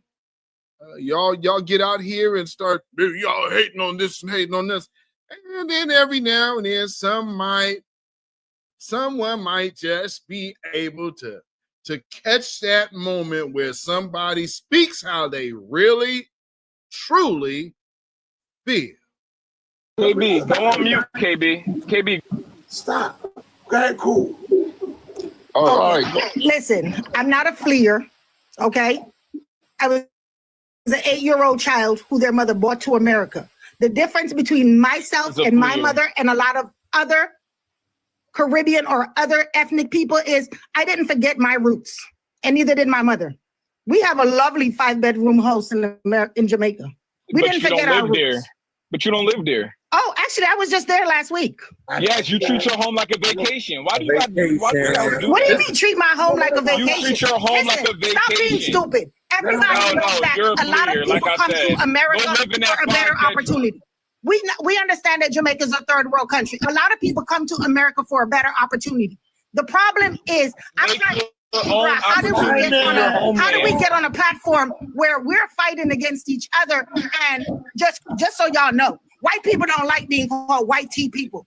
That's cool. offensive. You immigrants are useless. We already know that. Immigrants are useless. No, fucking Black Americans are useless. You worthless, crackhead, junkie motherfuckers that walk the fucking streets, smoking dope all fucking day, don't want to work, only know how to work at fucking Wall.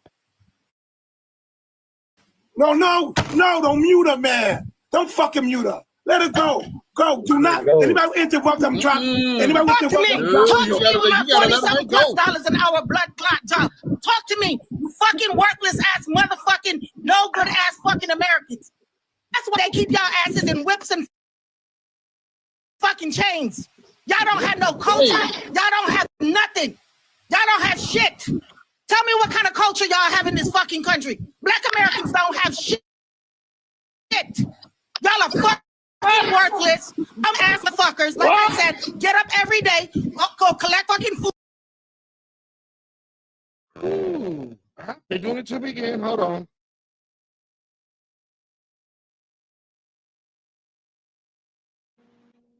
Come on, StreamYard. I know this ain't my shit.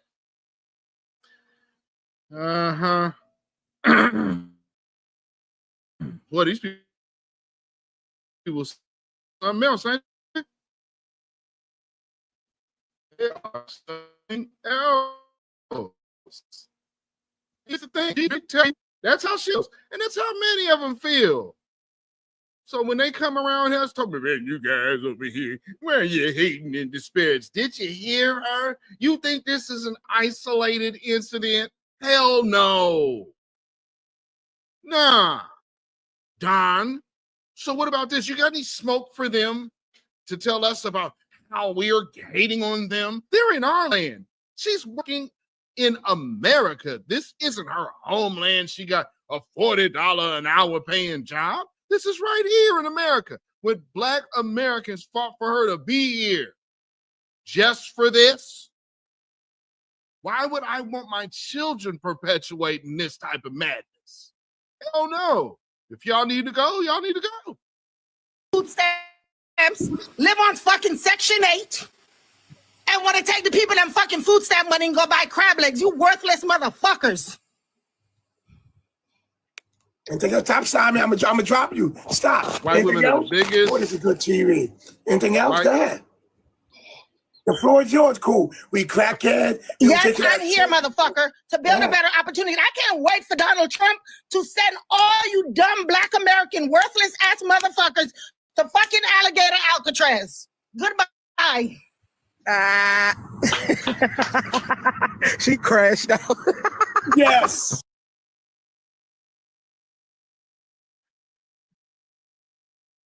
Somehow found that they still are in this mind state that we are in the same lane. We not. And see, for all you Pan-Africanists, this is what you have to understand.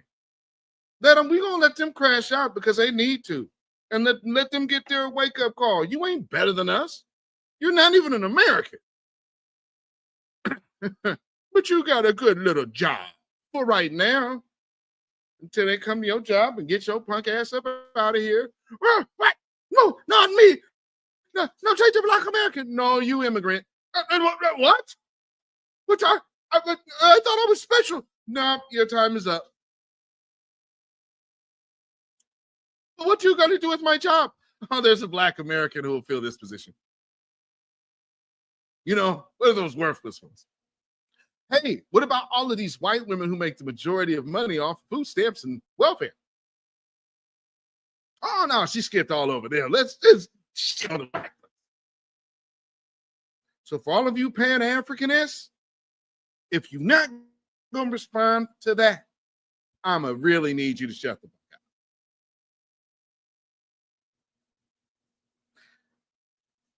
This has just been my little quick impromptu live. And we just need to hit them and quit them. Hopefully, punk ass John Solomon is watching, and Voices of the Ancestors, both you idiot Pan-Africanists and all your the people from your ilk, hey, debunk him. Just did. Not only did I debunk him, but also exposed him for having a Democratic shield agenda. So somebody please tell me what the hell Pan-Africanism has to do in common with the Democrats. Anybody want to? Oh, no, it ain't misinformation. You tell me why the hell they talking the same. Now, I'm sure all you guys can do is throw words out there or whatnot. You know what I'm saying? Oh, well, let's throw it out there. I know you're watching. Chime in this chat. I won't rush out of here and in this live. If one of you Pan-Africanists are in the chat, oh, will bring you up and get some of this. Frauds, all of you. Coward frauds. Ain't never seen you step to nobody white a day. It's us. We the pull-up era. We the pull-up kings and queens. While you cowardly chumps will sit up there and watch out the window. It's this FBA energy that was out there on that Alabama reckoning regulation going on out there. That's us. Not no tethers.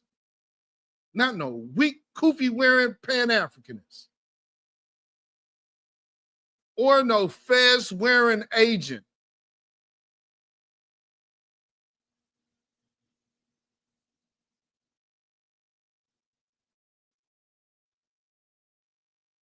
Africa finished.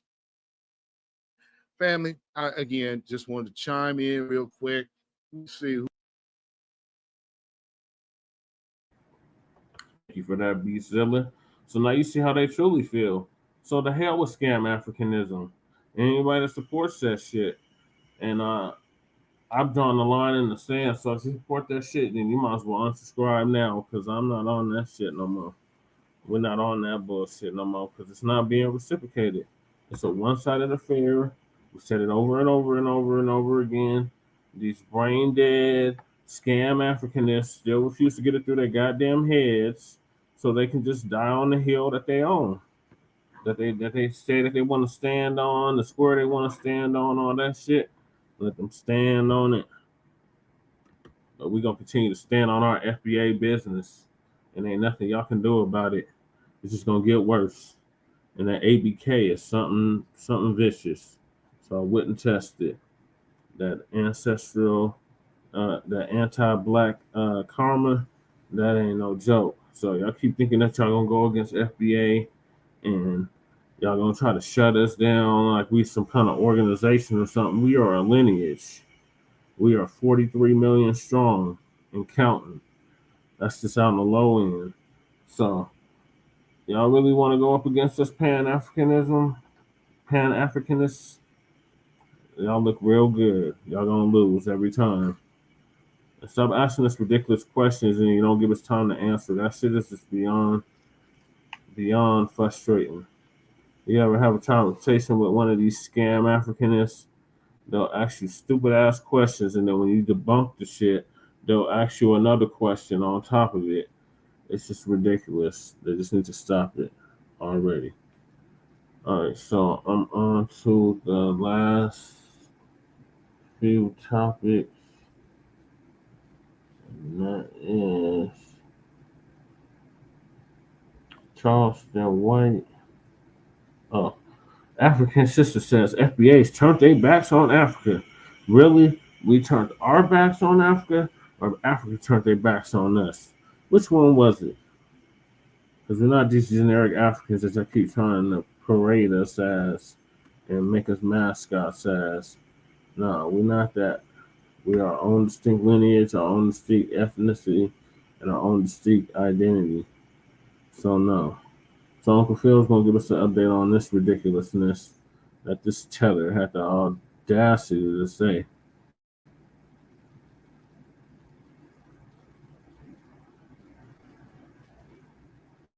With all the Essence Fest fallout, there's a lot of conversation happening because, as we know, the Essence magazine is not owned by FBAs, it's owned by a Liberian American, Richard Lou Dennis. And because of that, because he has etched out FBAs out of it, when he took over, he became the CEO and owner for about 2 years, and he turned it over to Caroline Wanga. She's a Kenyan American. It never had the FBA sold to it. So a lot of FBAs have been pointing this out as we have been discussing. But you have this one sister here. She's an African sister. So, you know, accent probably sound a little Nigerian. I think so. That's probably, safe to say I think she's Nigerian. But I want you to hear what she has to say, because we've been hearing some of this and these backhanded things they say at the same time. I want to point something out to y'all because I want to teach you how to respond to it. So let's go ahead and roll that. Breaking news to African Americans. You cannot stand alone as a nation. Okay? That nation is taken. It's called Africa. The Essence Festival exposed a lot within the Black community for me personally, because while I was making a video about the cancel culture of Black people, there was a silent war going on within the Black community, and it's between the African Americans and the African. You are African before you are Americans. The Americans don't want you. They don't care about your history, because when Black people are in a room, any non-Black person cannot tell who's African or who's African American just by looking at us. Look at the population of the entire continent of Africa. You decide to remove yourself from the continent and stand alone. You know, I remind you that when it comes to global platforms, Africans are actually winning. Like, I'm sure you know how to use Google. Let me stop right there, because I have to, it's so much she just said right there. You say that we can't fight everybody alone. We have been fighting alone, sis. We've been fighting alone. We haven't had no reinforcements in great numbers. I'm not saying a few here and there. We haven't had no great numbers, enforcements of any Caribbean nation or African nation coming to our rescue or on our side. We've always fought these people alone. So I don't know what you're talking about. You say that Black Americans have distanced ourselves from the continent of Africa. We haven't distanced ourselves at all. We just say we have delineated, and we say that we love our community, we love our heritage, our culture, and everything that go along with it. It's not distance. It's just circling our wagons about our community. But if you really want to go there about distance, in order for somebody to close a distance, because there is a distance, there's a 500-year gap or so because of slavery, okay? What African nation has said, hey, FBAs, this is your home. If you come land at this airport, we are waiting for you with a citizenship. No African nation on the continent is saying that.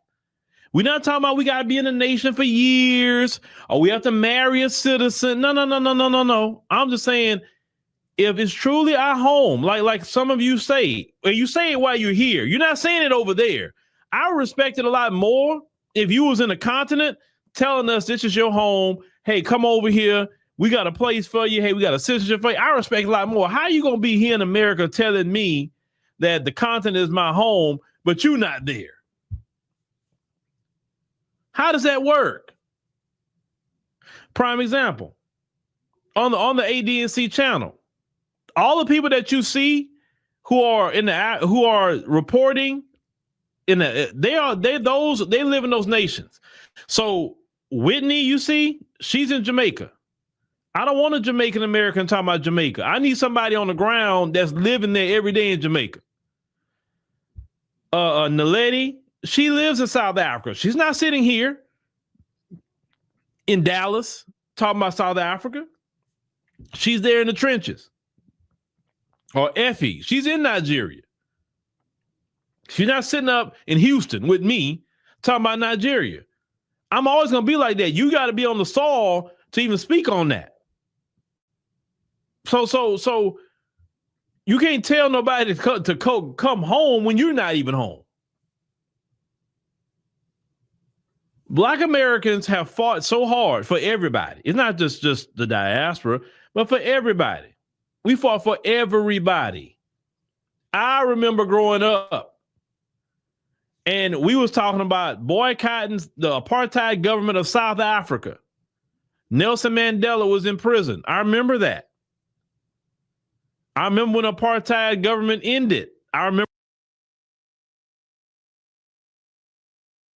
Yep, I remember it too. I remember it too. What's the word? Johannesburg. We was. Somebody asked us, "Hey, what's up? What's the word? Johannesburg." And Nelson Mandela turned his back on us. Remember that too, growing up as a kid, and we was happy as Black Americans when we seen Nelson Mandela come out of that jail. Nelson Mandela became the first Black president of South Africa after F.W. de Klerk, the last white president they had. We celebrated with South Africa. Anything going on with Black folk, we were always there to celebrate, always there to lend a helping hand. So I don't know, like, what some of the people are talking about today. But when it comes to us, you know, yeah, that's why some people kind of get upset. You say separating yourself. Some people are getting upset when you say your home is in Africa, because we look at the reality. We have to literally go through the same process white people have to go through to go over there. We got to get visas. We got to go through all kind of stuff. The same thing white people got to go through, or Chinese people got to go through to get over there. We got to do it. So it's not set up to be our home. So y'all need to stop doing that. Okay, let's go and continue. Africans are knocking it out. Like, you are literally fighting the winning team. When you look like the winning team, wouldn't it make sense for you to just join the winning team? And are you standing against Africans? You said that we're fighting the winning team. Who's winning? I'm just saying, like, if we're gonna keep score, I don't believe in keeping score. We're the winning team. What are you talking about? We are the winning team. What you mean joining you? No, a lot of you try to join our team. What are you talking about? Like that's the thing. Like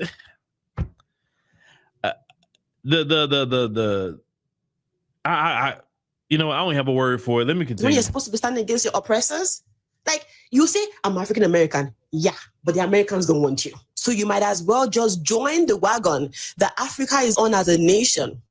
The narrative that's been painted like, oh, Africans act like they're better. We are not better. We are just more cultured. We have strict rules. The guardrails that we have been raised with is not soft. The freedom you have as African Americans, Africans don't have it. We still answer to our elders. African children are raised deeply into culture.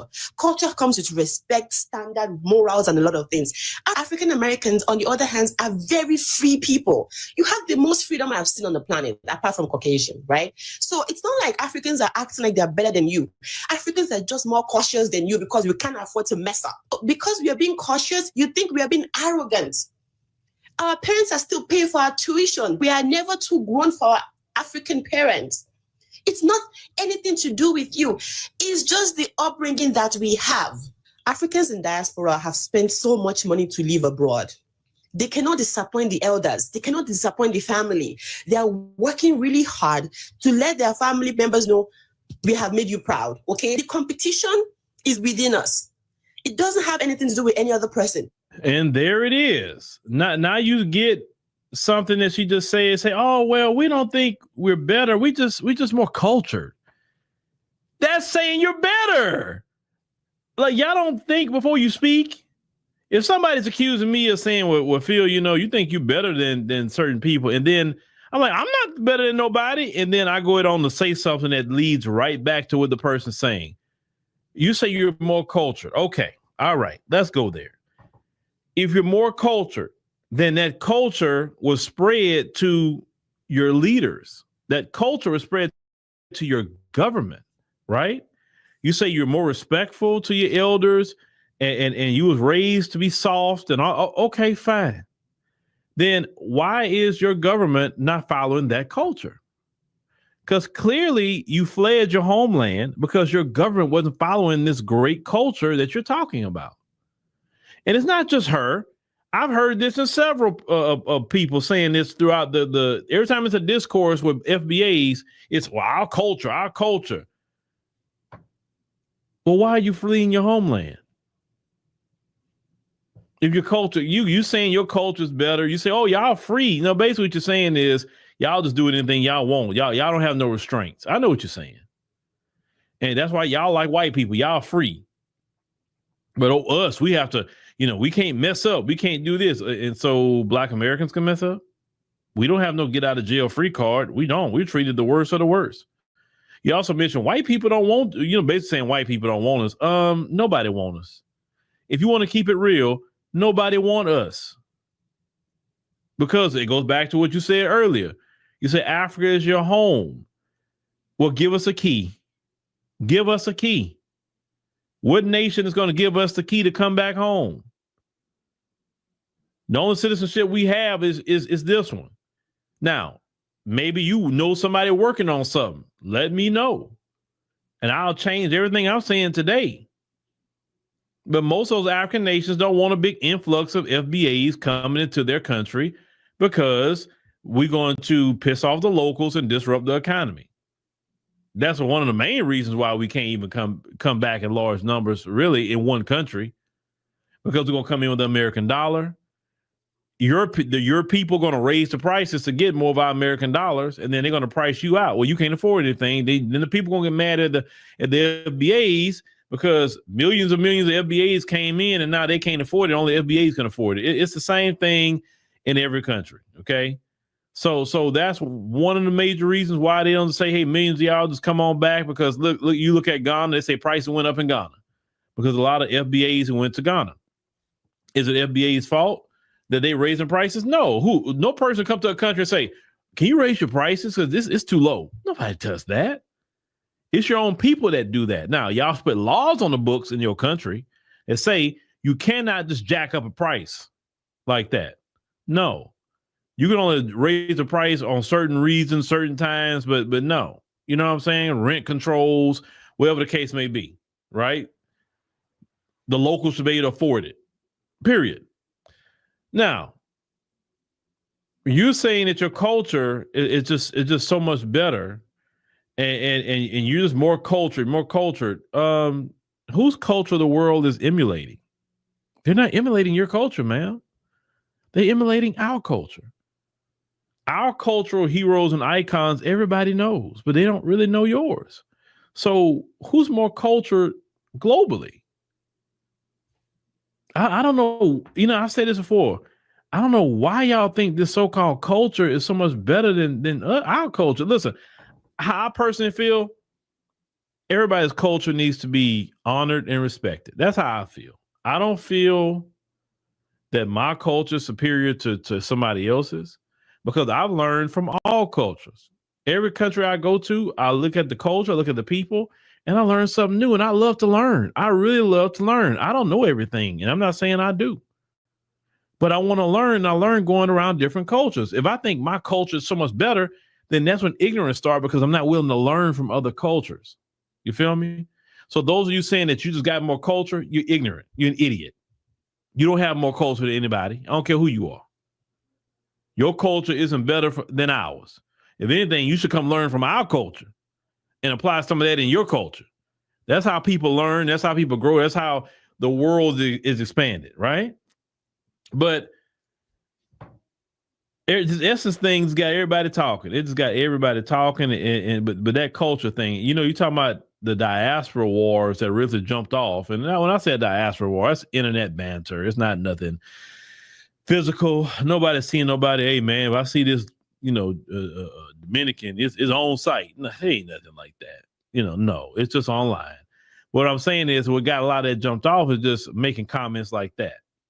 If I was y'all, chill out that culture comment. Because anytime you say anything about culture, or you just got more culture, or saying y'all don't have no culture, because I noticed y'all didn't chill out with that. They saying we don't have no culture, but just even making that comment that we just have this culture and more culture. No, because it's not resonating in your homeland. It's just like when you hear the Latinos saying, we hard working. Okay. And why aren't you hard working in your homeland? Show how hard you work in your homeland. Show me what you build there. You can't come to another nation and try to say you're better Well, you say culture, you work so hard, and you're not doing it in where you come from. You're running over here. You should they gotta go chase you down to get you out of here. But you work so hard, your culture's so much better. So, like I said, I'm all about unity. I'm all about unity, and I will chastise those I love. Look, that's a fellow sister from the diaspora. That's how I look at her. Okay, she can be wrong, but she's just a fellow sister from the diaspora. There's no hate here, no hate. But if you're wrong, I'm gonna tell you. If you're FBA and you're wrong, I'm gonna tell you. If you're Caribbean, if you're wrong, I'm gonna tell you. I'm cool with everybody. You know, they call me Uncle Phil. Hey, I'm cool. I'm cool with everybody. Okay, that's it. So if we want to have unity, like you're saying, let's drop that culture word. That's just figure some things out. That's it. Yeah, I agree, Uncle Phil. I agree with everything you said wholeheartedly. All right, I think I'm gonna end the show now. I wanted to get the punk ass Charleston white, but I'll save that for Black News and how Denver ended up getting in the situation that it is in 25 years later. So appreciate everybody that tapped in with me for Grand Rising. Exactly. We are the Culture Twin. Appreciate everybody that tapped in with me for Grand Rising with the Chase. Sorry, Lady Che wasn't able to join us. She's at the Dollhouse, and I'm at the new Black House. But we'll get it together for tomorrow for Frontline Black News. So appreciate everybody that came through. Twin Pyramid, Mac 285, Brother Man to You, Brother Crew Reality. I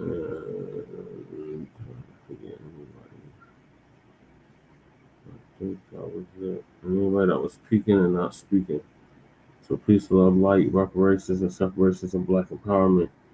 Chain Krummer signing out from the Mile High Income and illegal migrant flooded city, soon to be deported city. Stay cool and dry out there, y'all. We got some big storms coming our way as well. Peace and Black empowerment.